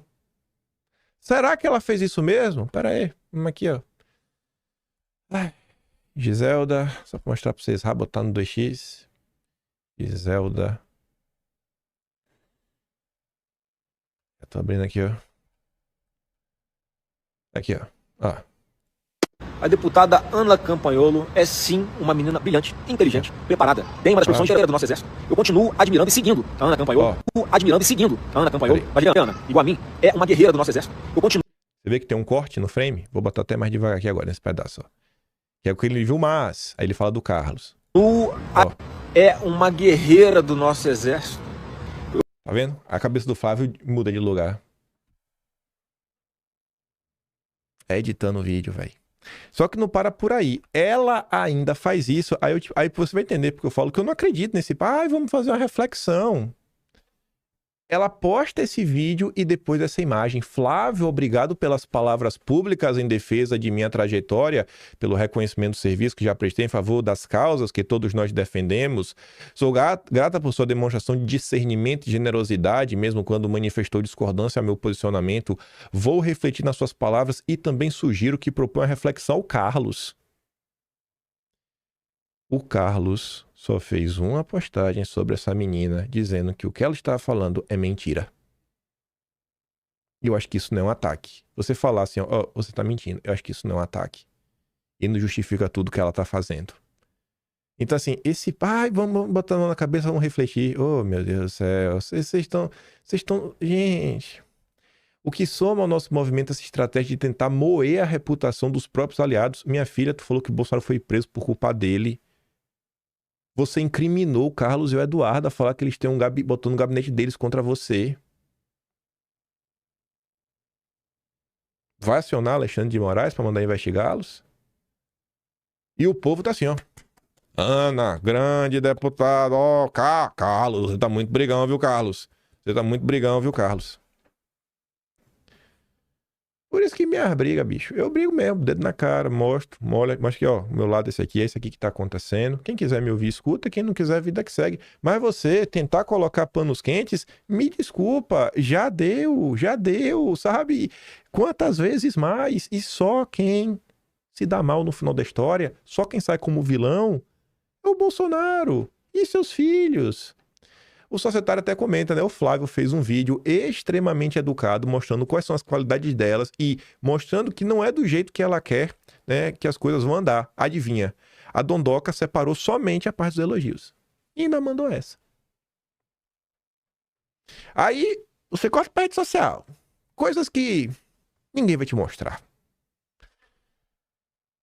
Tobias Panqueca utilizou da vereadora Manuela Vieira, né, para que os bolsonaristas, né, falar dos bolsonaristas e tudo mais, que saiu em defesa da Campanholo. Sabe quem é a Manu Vieira? É aquela da postagem ali, que a Júlia Zanata relembra. 7 de julho de 2020, na visita de Bolsonaro a Santa Catarina, vários registros com aglomeros sem máscaras, apertos de mãos e tantas outras regras de segurança descumpridas, que se fossem no bar, o dono ganhava multa de R$800. Aí a Júlia Zanata dá uma... o Tobias, né, que ele adora falar dos positivistas e diz, pandemínio é pior que positivista. Aí o Tobias Panqueca volta com a doutora Liliane Fontelli, vereadora de Itajaí, Santa Catarina, mas que é carioca como Carlos Bolsonaro. Tobias Panqueca se auto-refuta! Meu Deus, Tobias! É um fracassado, bicho. Tá ali, ó. Liliane Fontelli, candidata a vereadora de Itajaí, PL 2024, nascida no Rio de Janeiro em 30 de junho de 1982. Aí tu quer usar isso, Tobias? Pra proibir o Carlos? Louco. E mais louco quem segue? Ainda guarda algum tipo de respeito. Oi, gente, acorda, pessoal, acorda. Aí de semana aqui a Júlia Zanata. E veja que é bom ver também ele aqui. Eu duvido que a Júlia vai fazer uma coisa aqui se eu mostrar a cara dela. Eu acho que não vai fazer nada, né, Júlia? Esse vídeo só aparece tu. Por via das dúvidas, sabe? Pra pra via das dúvidas, não correr pra mãe de direitos autorais, né? Eu acho que o vídeo do Carlos Bolsonaro nada vai acontecer. Mas por via das dúvidas, olha o que diz a Júlia Zanata. Vamos estar um dia com o presidente Bolsonaro. E eu não, o Eduardo nos levou, nós duas. Entendeu? Então, essas coisas... Valdemar da Bolsonaro também. Agora não. Então, o que acontece? O Valdemar liga no meio da live, né? Ela tá falando, Eduardo Bolsonaro levou nós duas lá pra falar com o Bolsonaro. Então, o que acontece? É isso. Será que nós vamos ter uma divisão na direita? De um vai para um lado, outro vai para o outro. Ah, lembrei de outra coisa. Se a senhora está questionando, e eu acho que qualquer um pode questionar, e a senhora tem legitimidade para questionar, não que nem hoje aquela vereadora de Floripa que quis abrir a boca para defender, mas estava lá em manifestações fora Bolsonaro, isso é inadmissível, ela querer poder questionar. Mas a senhora pode questionar. Só que assim, por que a gente não se une? É o que eu tenho falado, falei para Carol, falei para outras pessoas, por que a gente não se une para dizer, esse acordo com o PP veio da Nacional e nós não podemos admitir. Por que não se unir para falar que esse acordo do PP, se prendeu a mim, veio da Nacional, a gente não pode permitir. Vamos lutar por uma chapa pura, né? Os catarinenses também não podem questionar esse acordo. Porque pelo que eu tô entendendo, os catarinenses aceitam. Se for Carol e Carlos. Pelo que eu tô perguntando na rua. E aí, por que a gente tem que defender o acordo do PP? O acordo do PP que envolveu outros estados. Então, a senhora vai permitir que Santa Catarina seja usada como moeda de troca para outros estados negociarem? Que nem eu ouvi de lideranças nacionais, dizendo que estavam negociando no Rio Grande do Sul. E aí, pra garantir uma minha aqui, e com todo respeito ao senador a mim, mas ele tem direito de concorrer por outro lado, ou sozinho, ou sei lá. Então, nós vamos admitir.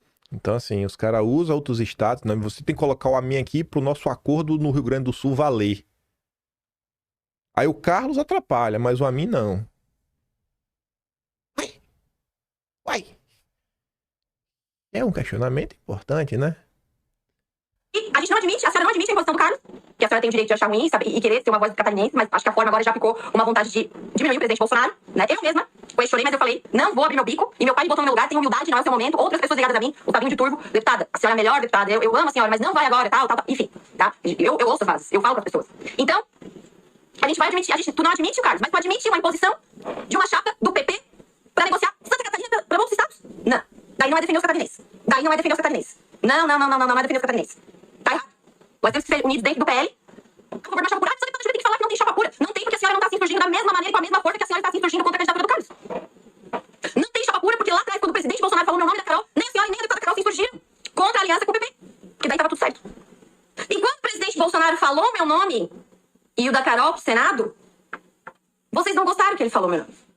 Não sei por quê. Falaram que eu estava enchendo a cabeça do Bolsonaro. Quando o Bolsonaro falou meu nome, vocês não gostaram. Falou que tava enchendo a cabeça dele e tudo mais. Eu recebi uma mensagem ontem. Duas, né? Uma que envolve a Júlia Zanata. Júlia Zanata, cuidado com sua vida aí, viu? Tem gente que quer o seu mal. Agora, deixa eu voltar, porque isso aqui é pra não avançar muito, que até na questão do vídeo do Paulo, pra você ver como são as coisas. Um ex-ministro da administração de direita me mandou a seguinte mensagem. Às 11h53 da noite. Primeiro ele mandou, né? Oi, Kim, tudo bem? Aí depois ele manda. Que rolo foi esse com você e o Paulo Souza? Vamos conversar mais? Não podemos estar brigando no nível que estamos? Que nível? Que nível, ministro? Vi o vídeo do Paulo agora e não entendi nada. É porque não foi ver o meu. Por que não foi ver o meu, ministro? Cheguei de viagem agora em Brasília. Se eu puder ajudar, vamos tentar pacificar o nosso time. Assim, tu vê como só o cara só vê um lado, fica escandalizado e já quer vir pacificar. Mas peraí, pô. Por que tu não foi ver meu vídeo, ministro? Mas foi de boa, foi educado. Mandei um áudio de 20 segundos, mandei o vídeo do Eduardo e mandei uma mensagem hoje às 6h30 da manhã falando, quiser, liga quando acordar e eu te coloco a par. Conto o meu lado da história. Aí tu vai lá, checa, confirma. As coisas malucas que acontecem no Brasil, viu? Pronto, o cara viu, se viu, aconteceu. Eu, quando vejo uma coisa, eu vou lá checar, né? Não, deixa eu checar aqui pra ver se é verdade ou não, porque depois eu falo uma mentira, aí depois eu sou exposto. A última vez que eu lembro que alguém veio expor uma coisa que eu falei e falou que era mentira, foi na época da CPMI do Fica em Casa. Veio o Estadão Fact Checking perguntar com base no que eu falei que Carlos Gabas e Renan Calheiros se conheciam, eram amigos. Aí, falando que não tinha base nenhuma. Não deu 2 semanas, toda a denúncia que eu fiz saiu na Folha de São Paulo. Isso porque já tinha saído, inclusive, eu tenho uma matéria falando do Gabas e do Renan Calheiros no bastidor, lá do Diego Escostegui. Assim, eu me preocupo muito, né, na apuração, eu vi lados diferentes para formar minha opinião. Aí você vê como são as coisas, né? Mas menos mal o cara me mandou uma mensagem, né? Menos mal tá disposto a ouvir o meu lado, né? Não vai estar me jogando pedra. Eu falo assim, bicho, meu Deus do céu, que loucura é essa, véio? Meu Deus do céu, viu? Mas enfim, só pra terminar aqui o vídeo da Júlia. Como se o Bolsonaro fosse capaz, né, de ser... Não, o Bolsonaro vai fazer o que a deputada Júlia quer, meu Deus. Só porque a senhora não... Aí a senhora me chamou, me falou agora, me chamou na entrevista da rádio, fiquei magoada. Falar da minha coragem, fiquei magoada. Sabe por quê, deputada Ana? Porque a senhora não cobrou da deputada Caroline Detoni que se manifeste, que é a interessada na vaga, publicamente. Não vi a senhora cobrar. Cadê a sua coragem de cobrar publicamente da deputada Carol Detoni? Devolvo a pergunta pra senhora. Cadê a sua coragem de cobrar? Se é pra falar lavar tudo a roupa suja, vamos lavar agora. Tá? Zuco me ligando agora. Se... É curioso, porque ela fala que... quem empurrar aqui uma minha por causa do acordo do Rio Grande do Sul. Aí o Zuco vai e liga que é do Rio Grande do Sul. Ixi, essa live tava muito treteira. Mas eu nem vou entrar nesse âmbito aí, Carol de Tony Zuco. Eu vou falar do acordo nacional. Vamos falar do acordo nacional. Mas antes, Eduardo Bolsonaro ontem, né, fez o seguinte comentário. Ô, Campanholo, Carol de Tony não perdeu a vaga. Seguimos apoiando ela e creio que a percepção da população está intacta acerca dela. Isto mantém o propósito de levá-la ao Senado. Normalmente, para o público da direita, pouco importa o partido. Jair e Carlos, inclusive, a estão apoiando, comprando briga com o PL, bem dizer. Você prefere comprar briga conosco, tudo bem. Mas não pode se vitimizar se és mais PL do que Bolsonaro. Você é a única política do partido que está de maneira quase desesperada fazendo disso uma bandeira, pois sabe que o que está em jogo não é apenas uma vaga para o Senado de Santa Catarina. Fico muito feliz que Eduardo está entendendo isso, né? Eu quero que o Flávio saia da fase da reflexão e ele reflita. Flávio Bolsonaro, reflita, Flávio. Não é sobre o Senado, Flávio. Não é sobre isso, cara. Você já viu muita coisa. E só quem se dá mal é o seu pai e vocês, Flávio. É um claro objetivo de se apagar Bolsonaro, de virar página. Eu só não sei a quem se interessa, pois ao povo, que não é. Como disse o professor Olavo, que tinha diversas ressalvas sobre Bolsonaro, demorou 60 anos para nascer Bolsonaro. Apoia um homem. Não precisamos de militância conservadora, pró-armas, pró-família, precisamos de gente que apoie Bolsonaro. Quem mais matou comunistas do mundo foram os próprios comunistas, e por acaso, eles não tinham convergência de ideias? Sim, tinham, mas quando um chega ao poder, o outro quer tomar o lugar dele, e aí começa o problema. Bem, cada um que tire a sua opinião. Aí, para falar do acordo nacional, temos imagens, mais uma vez. O ND, essa rede aí que até entrevistou, essa filial da Record que entrevistou a senhorita Campagnolo. Vamos ver, será que hoje ela vai estar na Globo? É o que tá faltando, né? Todo dia é um lugar diferente. Mas enfim, a Sarita traz aqui mais uma matéria que joga a batata quente no colo do PL. Em maio, Jorginho Melo lançou a pré-candidatura de Carol de Toni e recebeu apoio dos republicanos. Na ocasião, Bolsonaro defendeu chapa pura do PL. E em junho, ele indicou o Carlos. Cobrem o Jorginho Melo e o Valdemar para que eles mantenham o acordo com a Carol e com o Bolsonaro, que queriam a chapa pura. E tá ali, ó. 1º de maio de 2025, às 1h59 da tarde, Caroline de Toni é chamada de minha senadora por Jorginho e recebe apoio dos republicanos. Tá ali. Nos eventos de prestações de contas, aspas, SC levado a sério, em Xanxerê e Concórdia, nesta semana, o governador Jorginho Melo lançou a sua pré-candidatura, da Caroline de Toni. O governador Jorginho Melo aproveitou os eventos no Oeste para explicar sua preferência, apresentando Caroline de Toni como minha senadora. Então, se alguém mudou de ideia, escolheu a mim, eu acho que quem tem que ser cobrado é o Jorginho Melo, né? E assim, tá indo todo mundo no pescoço do Bolsonaro.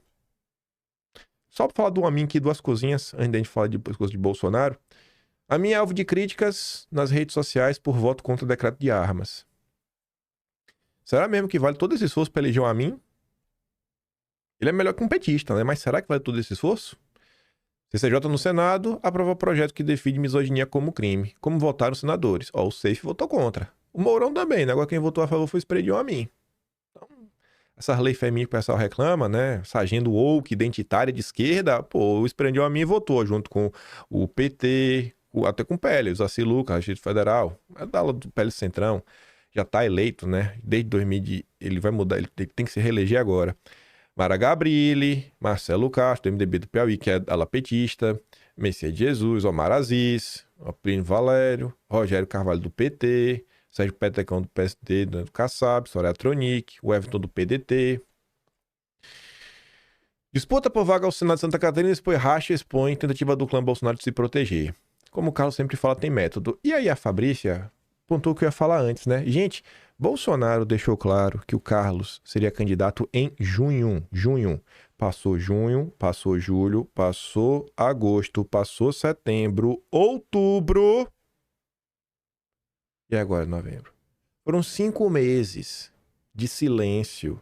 Nesses 5 meses, pô, a Campagnolo não podia vir a público e meter o dedo na cara de Bolsonaro. Teve que esperar Bolsonaro ser preso, ficar incomunicável para fazer isso. Aí a Fabrícia diz, quem criou esse racha? Essa decisão tinha sido tomada e publicitada por Bolsonaro antes mesmo de ter sido preso e calado. Por que não fizeram esse teatro quando ele falou para todos? Agora que ele não pode falar, saem da toca. O Alan dos Santos também pontua isso, vou mostrar aqui só o início desse vídeo, que ainda tem muito mais coisa que eu quero mostrar. Só o iniciozinho. Quando foi o Carlos? Aí eu te pergunto, ué, mas você tá falando exatamente o que o Carlos estava falando? Então por que agora você não quer ouvir? Porque quem disse que queria o Carlos em Santa Catarina foi o próprio Bolsonaro quando ele ainda podia falar. Aí agora que ele tá calado, sequestrado, silenciado, perto da morte, e nego discutindo onde que vai jogar o corpo dele, a galerinha vem com discussão eleitoreira.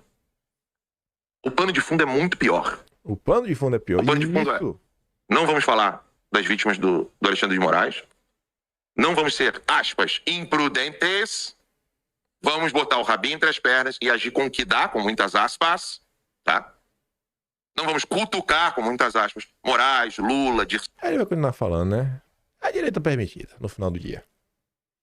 Aí, Mais momentos para você que acha que só o PT que não raciocina. Se Bolsonaro não tivesse sido preso ilegalmente e proibido de falar, nada disso estaria acontecendo. Essa forma política estaria toda brincando no parquinho do mito, fingindo coragem sob o olhar de quem ainda é e sempre foi o dono da bola. Na real, essa turminha que quer se afastar do Bozo, sem perder o apoio dos apoiadores do Bozo, tá mais feliz com o velho preso ilegalmente do que os próprios petistas. Aí, vai isso aqui. Priscila. Não conte com isso. Os eleitores de Santa Catarina não são bobos. Gostam muito dele, respeitam a figura de Bolsonaro, mas não vão acatando qualquer ordem porque sim. Aí a Anitta mostra, né? A gênia por trás dessa afirmação. Tá bom, vai avisando, né? Depois de votar no brócolis. Mas não esqueça de votar na cenoura também, já que são 2 votos, né? Se você mora, né, realmente em Santa Catarina. Aí eu pergunto pra vocês, isso aqui faz algum sentido?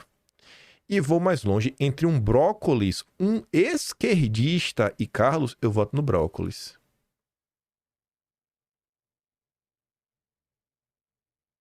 Alguém proibiu ela de votar na Carol de Tony? Assim, você prefere votar no brócolis do que no Carlos Bolsonaro? Isso aqui é doença. Isso aqui é doença. São coisas que acontecem nas redes sociais. Às vezes as pessoas não mostram pra você, né? É muito bonito falar de união da direita, mas isso aqui é o que acontece. Na vida real, é isso aí que acontece. Está acontecendo. Aí outro exemplo. O Henrique aqui, ele já apareceu várias vezes aqui. Um grande liberal. Investidor, ele acelera. Acelera. Sabe, um cara bem formado, da Farinha Lima, ganha muito dinheiro, faz viagens internacionais. Ele colocou assim, ó, eu sou de Santa Catarina. Ele tá morando lá tem 5 anos. Ele fala ao longo da postagem, né? Ele não mora lá desde sempre.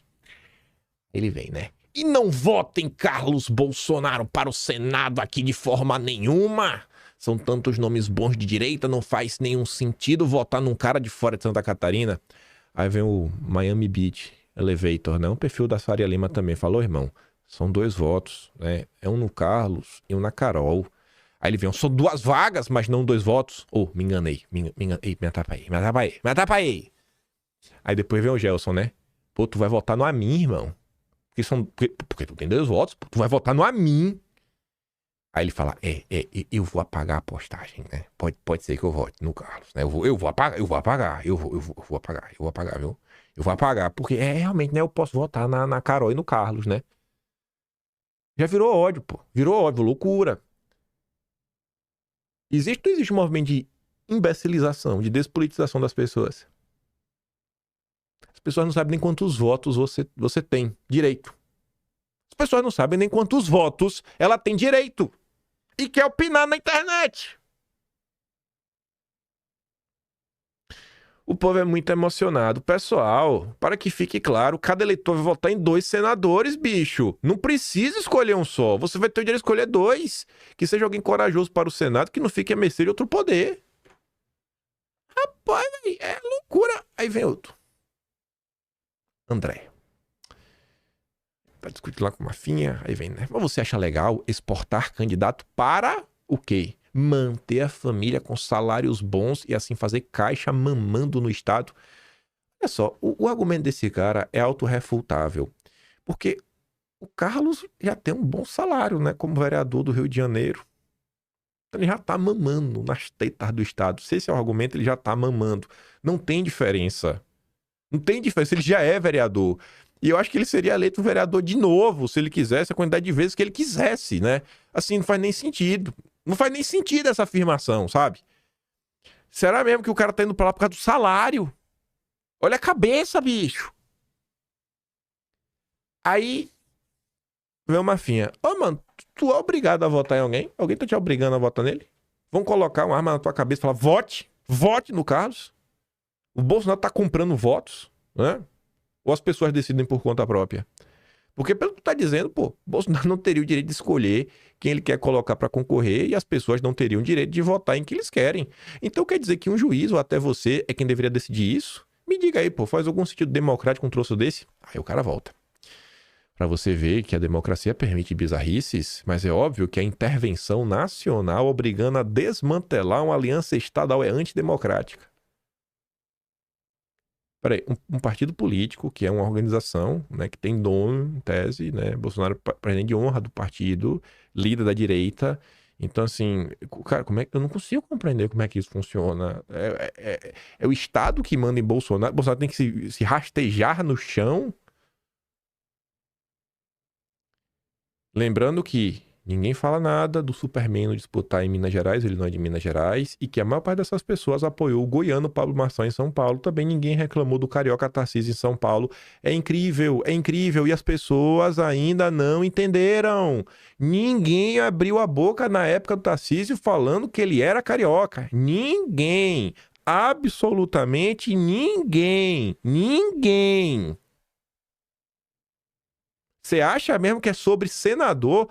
Não é sobre o Senado. Não é sobre o Senado o que está acontecendo. Mais uma tentativa de enfraquecer o bolsonarismo.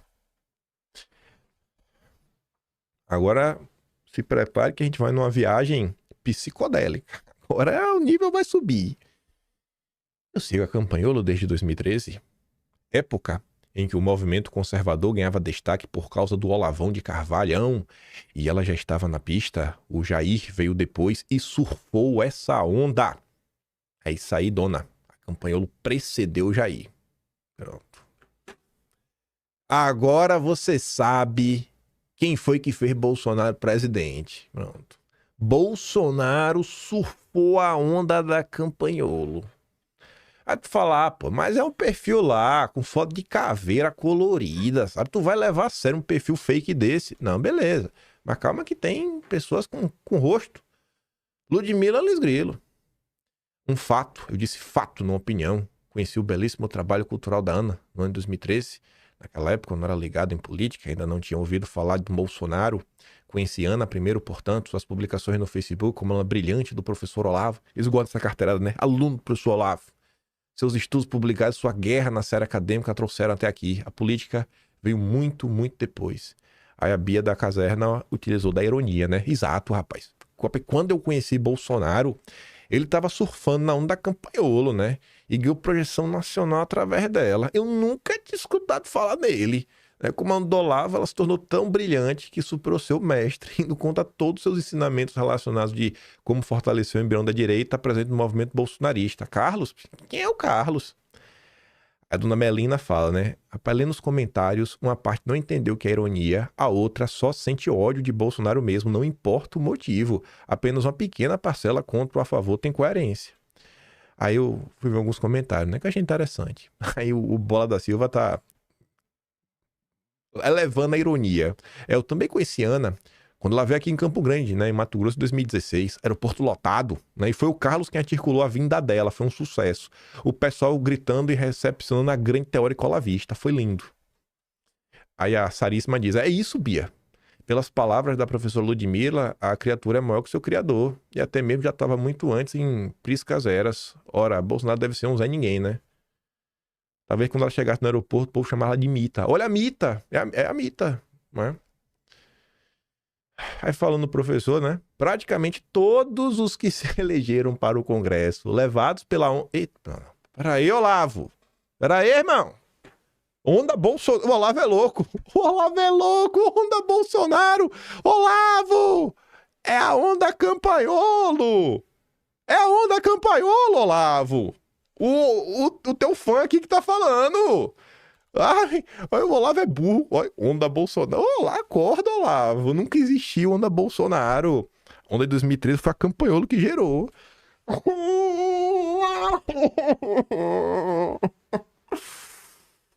Que loucura, velho. Ah. Se eu não pirraçar, eu tenho que xingar. Então tem que pirraçar. Porque senão tem que botar pra fora esse sentimento. Todos que se elegeram para o Congresso levados pela onda Bolsonaro não hesitam em trair o presidente. Não confio em mais nenhum. Só para mostrar também o início desse vídeo aqui.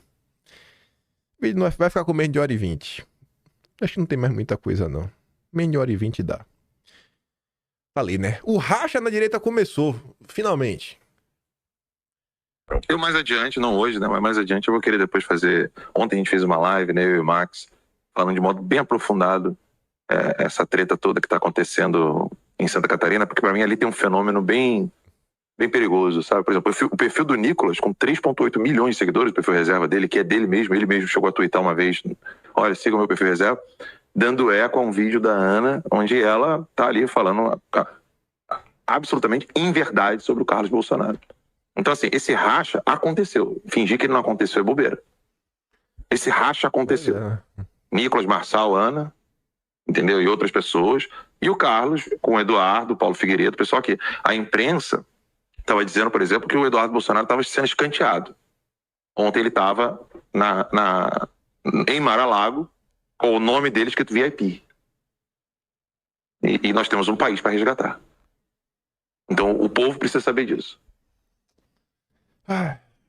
Vem, Alan, vem. Eu vou te deixar subir aqui no barquinho da divisão da direita.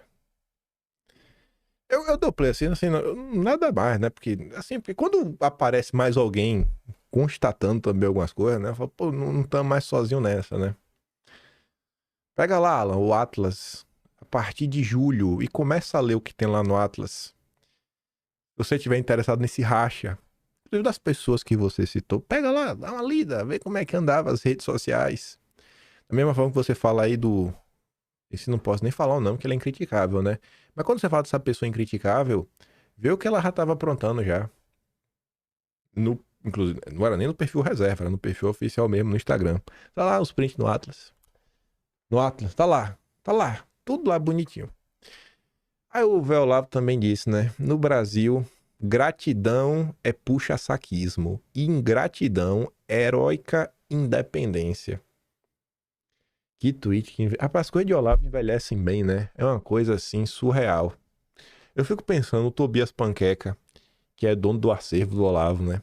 E aí ele só colocava pra frente ataques de Olavo contra Bolsonaro. Aí eu fico vendo na rede social, pessoas resgatando, sei lá, comentários políticos do Olavo, falas a favor de Bolsonaro, falas assim sobre os oportunistas, recuperando textos antigos, sobre análises. Ele deve ficar maluco, né? Vai ficar maluco, porque parece que ele não é mais dono do Olavo. Falando ainda no Olavo, Eduardo postou esse vídeo aqui ontem. Já comentei desse vídeo aqui algumas vezes. Sempre bom ouvir de novo. Desenhar aqui para quem ainda não entendeu. Mais uma vez, né, a importância de uma militância bolsonarista. Não direita, bolsonarista. E o errado sou eu, né? Que digo que eu sou bolsonarista, não sou de direita. E você ainda fica achando que o problema é o STF? Não, meu filho, o problema é a militância esquerdista que domina mídia e universidade. Esse é o problema, porque é essa gente que tem a conexão internacional. A coisa mais urgente no Brasil é uma militância bolsonarista organizada. Note bem, eu não disse militância conservadora, nem militância liberal, nem coisa. Eu falei militância bolsonarista. A política não é uma luta de ideias, não é uma luta entre ideias, é uma luta de pessoas e grupos. Não é conservadora, não é liberal, não é cristã, não é pró-família. Não! Você tem que apoiar o chefe, não é apoiar a ideia. Porque se você apoia a ideia, você está toda hora divergindo. Dentro do mundo conservador, você pega um universo de ideias conservador, pode haver 1000 divergências ali dentro. Tá certo? Então, hora você está a favor de um, hora você está a favor de outro, e você se divide. Quer dizer, é claro que as ideias têm importância, mas não nesse plano, gente. Você vê o número de camaradas que subiu na vida junto com o Bolsonaro, graças ao Bolsonaro, graças ao prestígio do Bolsonaro, no dia seguinte viraram casaca. Você vê, se você pega a história do comunismo, por exemplo, veja quantos comunistas os comunistas mataram. O Paulo Freire dizia, ninguém matou mais comunista do que Stalin. Estava errado, Mao Tse Tung matou mais. Então, quem matou mais comunistas foram os comunistas. Eles não estavam de acordo ideologicamente, estavam. Você está entendendo? Eu sou tão comunista quanto ele, mas eu quero que quem esteja no poder sou eu e não você. Pronto. Então, agora, assim, chega de militância conservadora, chega de militância pró-família ou pró não sei o quê. Assim, tem que ser militância pró-Bolsonaro, tem que apoiar o cara até o fim. Custou muito para você botar um conservador na presidência do Brasil. Custou mais de 60 anos de esforço. Durante 60 anos, o ponto de vista conservador cristão foi excluído, quase proibido. Eu desafio vocês a me mostrar uma tese universitária anticomunista que tenha sido, não digo aprovada, mas aceita para exame em qualquer universidade brasileira. Tá? Ou qualquer autor francamente anticomunista que tenha tido acesso à mídia. Não, você pode lá defender ideias liberais, mas anticomunista você não vai fazer. Então, o que tem de fazer agora não é ficar cobrando o Bolsonaro porque ele faça isso, mais aquilo, outro. Não, você tem que se organizar para apoiá-lo, meu Deus do céu. Não é o que ele pode fazer por você, é o que você pode fazer por ele. E o louco sou eu, né? Tá bom. Deixa eu só ver um negócio aqui. Tá. Olha a diferença, né? Você lembra daquele final do vídeo do Eduardo? Deixa eu ver se eu nem coloquei aqui, que ele fala de hierarquia, né? E aí ele fala assim, bicho, se não tá certo, pode sair do partido. Aí vocês vão falar, é por isso que a esquerda vende. Você já viu a esquerda brigar? Eu já vi a esquerda brigar, mas as brigas lá são meio diferentes, sabe? São meio diferentes. É totalmente diferente do que tá acontecendo. Quando o Lula fala alguma coisa, aí vai finir. As brigas lá é entre bagrinho, é deputado, sabe? Mas o Lula falou, tá falado. Você pode provar? Posso. Segunda-feira, 15 de dezembro de 2003. Folha de São Paulo. Que notícia é essa? Vou ler primeiro o comentário da Bia. A única vez que eu me lembro de esquerdistas batendo de frente com o Lula resultou na expulsão de quase todos os envolvidos, menos o Lindenberg, que deixou a Luísa Helena, Babá, Luciana Genro e outros sozinhos após ter ajudado a criar crise. Isso resultou na criação de um novo partido, que foi o PSOL. Já pelo lado de cá, temos deputegs que afirmam não deixar o conforto e o prestígio conquistado por um só homem, enquanto ao mesmo tempo vão a público confrontá-lo no momento mais delicado de sua vida. Poderiam estar gastando energia para a criação de um partido de direita e fortalecendo a base. Mas para que fazer isso, se a teta está logo ali, jorrando leite, e ainda te prometem mais uma ou duas para frente? Nada melhor do que ficar no conforto do projeto bolsonarista, né? Temos muito para aprender. E ali tá a notícia, eu não vou ler, mas tá ali, ó. PT ignora apelos e expulsa quarteto radical do partido. Onde é que o PT tá hoje? O PT conseguiu a hegemonia na esquerda? A direita é diferente, né? É diferente mesmo. O Gil também tá entendendo que a treta não é sobre Santa Catarina, não é a vaga no Senado, é muito maior. Estão usando a Carol de Tônio como porrete para bater em Carlos e, consequentemente, em Bolsonaro. Alguém poderia me enviar a posição da deputada federal que dizem estar sendo prejudicada pelo Carlos?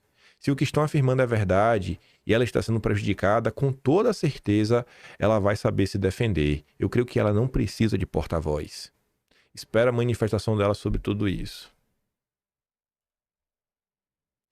Carlos até postou ontem de manhã, né? Esse é o máximo que o Carlos vai falar, né? Esse vilão, o vilão da história, né? O vilão da história é esse aqui, né? De ataques. Ele tem que refletir pelo que tá falando, né? Ele posta notícia. Supremo decide se Eduardo virará réu por coação a partir do dia 21. O atual enredo político nacional tem somente um único objetivo: destruir covardemente o sobrenome Bolsonaro e assassiná-lo a qualquer custo. O povo não é bobo. Ele só falou isso ontem. Mas o vilão é o Carlos. O vilão é o Carlos, né?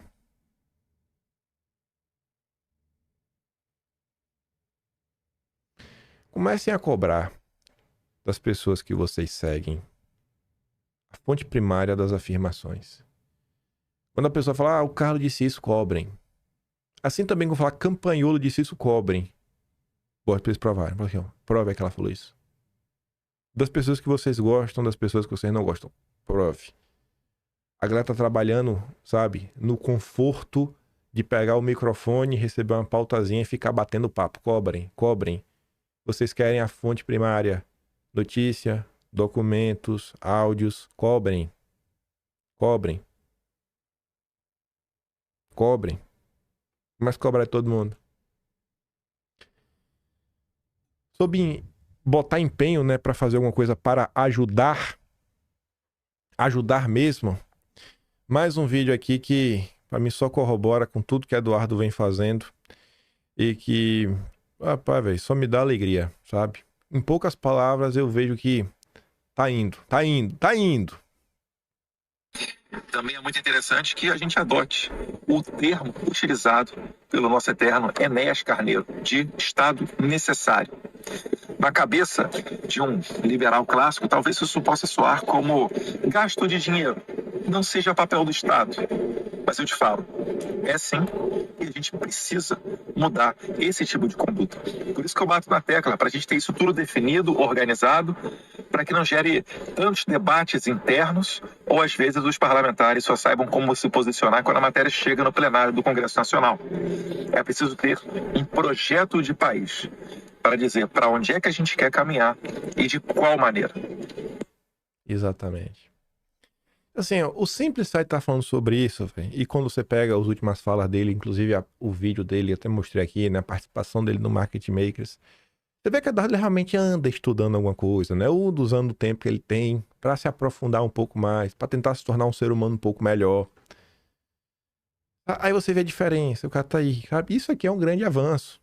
Só de estar citando especificamente o Enéas esse conceito, isso faz tanta diferença no debate público, porque essa defesa, assim, o uso do termo Estado mínimo é uma coisa tão ruim que, para parar para explicar isso, meu Deus, inclusive o Enéas tem um livro, se não me engano, o livro se chama A Grande Questão Nacional. Acho que é o nome desse livro. E o projeto do Enéas é o Grande Projeto de Nação, o Grande Projeto Nacional, coisa dessa. A Grande Questão Nacional é um livro, ele começa até com a charge que Enéas discute sobre o que é o Estado. O que é o Estado, a importância do Estado. Não baita charge. Tipo, parece até quadrinho da Turma da Mônica. Vocês acham na internet, de forma gratuita, você bota aí, né? Você acha fácil, fácil. Vai aparecer no Google algum site aí do Archive. Pra quem não tem, sabe, sei lá, como eu posso falar? Quem não tem familiaridade com a internet,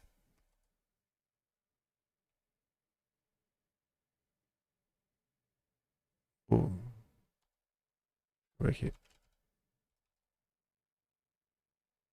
Aqui, ó. Me perdão. Um Grande Projeto Nacional. É o nome do... Bota assim, ó. Um Grande Projeto... Peraí. Projeto Nacional. Que eu mostro pra você até como encontrar.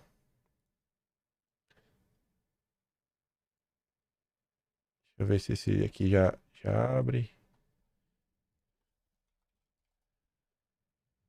Aqui, pronto. Já vou te ensinar o termo. Tu coloca assim no Google, ó. Um Grande Projeto Nacional. Archive. Aí tá aqui, ó. O Brasil... o Brasil em Perigo. Falei que grande questão, não. O Brasil em Perigo. É esse aqui, foi mal. Aqui, ó. Eita, tá até aberto na chat. Porque tá salvo do cache do meu computador. Tava vendo, deve ter muito tempo, não. Tem umas semanas aí que eu tava vendo isso. Aí tá aqui, ó. Aí tu vem aqui, se tu quiser ler. Aí se tu clicar aqui nesse site aqui, ó, embaixo, ó. Enéas Carneiro. Né? Se tu clicar aqui no nome do Enéas, aqui embaixo, em azulzinho, ele vai te redirecionar para essa pasta aqui, ó, que tem livros do Enéas. Então tu consegue esse, né, o Brasil em Perigo, vale a pena dar um bizu. E aí tem o projeto do Enéas de 94 e o projeto do Enéas de 98. E tem esse daqui, né? Esse aqui é o livro de eletrocardiograma dele. Mas enfim, você pode ver esses dois. E desse aqui, ó, todos os seus livros. Aqui tem cara que é um arquivo de, sei lá, zip. Deixa eu ver. Não sei. Talvez tu... Não. É só o Brasil em Perigo mesmo. Enfim. Você consegue achar aí fácil. Dê uma lida. Conheçam o Enéas. Eu acho que vem para somar aí a direita brasileira. E para falar do Dudu também, ontem postou um vídeo ao lado do Orbán. O Orbán deixando claro aí todo o apoio a preço ao Jair. Falando que o Jair pode contar com ele. Pode contar com os húngaros. Com o país, né, da Hungria. Tá ali. Gratidão não prescreve. E a recíproca é verdadeira. Obrigado, Premier. O mundo saberá a verdade. Lá vai o Dudu aí tentando, né, mostrar para outras pessoas o que realmente se passa nesse país. E tentando coletar informações, né, se tornar um político melhor. Enfim. O vídeo ficou mais curto do que eu esperava. Ainda assim ficou longo, né? Tá aí. Tirem suas conclusões, gente, sabe? Vocês podem tirar conclusões de vocês mesmos. Vê aí, sabe? Vai comprando as coisas, vai olhando o que as pessoas falou. Eu quero voltar no início do vídeo, que a gente fala tanta coisa, né? Não se esqueçam, né? Que a deputada tentou incriminar o Carlos Eduardo. Tá aí um ponto que eu acho que ela, no mínimo, devia pedir desculpa, né? E falar que ela se expressou mal. No mínimo, eu não quero nem pedir desculpa, mas fale que você se expressou mal e que você jamais deveria ter dito isso. Agora, se a deputada for apresentar fatos mostrando que existem ligações de pessoas, a pessoa primeiro ajudar a denunciar. Sou o primeiro. Vamos lá, a gente vai denunciar juntos. Isso é pesado. E nunca mais repita que Bolsonaro foi preso por culpa dele, né? Pelas suas estratégias. Bolsonaro está sendo preso por uma perseguição. Sem motivo. Ele está sendo preso sem motivo. É só isso. Só isso. Todos os vídeos que eu dei play e que nem fui até o fim, eu mando lá no Telegram. Se você quiser rever ou com dúvida de alguma coisa. Se gosta do meu trabalhinho, quiser ajudar um pouco mais, para assinar meu canal, tem um Patreon na descrição e tem um Atlas Brasileiro, onde isso aqui vai ficar registrado para a posteridade, assim como foi o episódio do Marçal e tantos outros. Só uma curta notícia. Recebi a notícia, eu não uso o Instagram com frequência. Eu passei para a final também da categoria influenciador twitteiro. Eu, Peter Jordan e o Felipe Neto. Pode falar que o Felipe Neto e o Peter acho que foram os dois maiores influenciadores de entretenimento do país, né? O Felipe Neto com mais de 45 milhões de seguidores, o Peter Jordan passa de 20 aí fácil, né? Toda a final, acho muito difícil levar, e esse prêmio também não... O que eu quero mesmo do jornalista, que eu já tava lá, eu já tava na final, mas também tô na final desse. Tô em 2 categorias, mas o foco será a de jornalista. Quando eu abrir votação do iBest, eu falo pra vocês, pra chegar junto, né? E é isso. Vejo vocês amanhã. Aquele grande beijo e abraço. Tamo juntos. Valeu, meus amigos. Fui!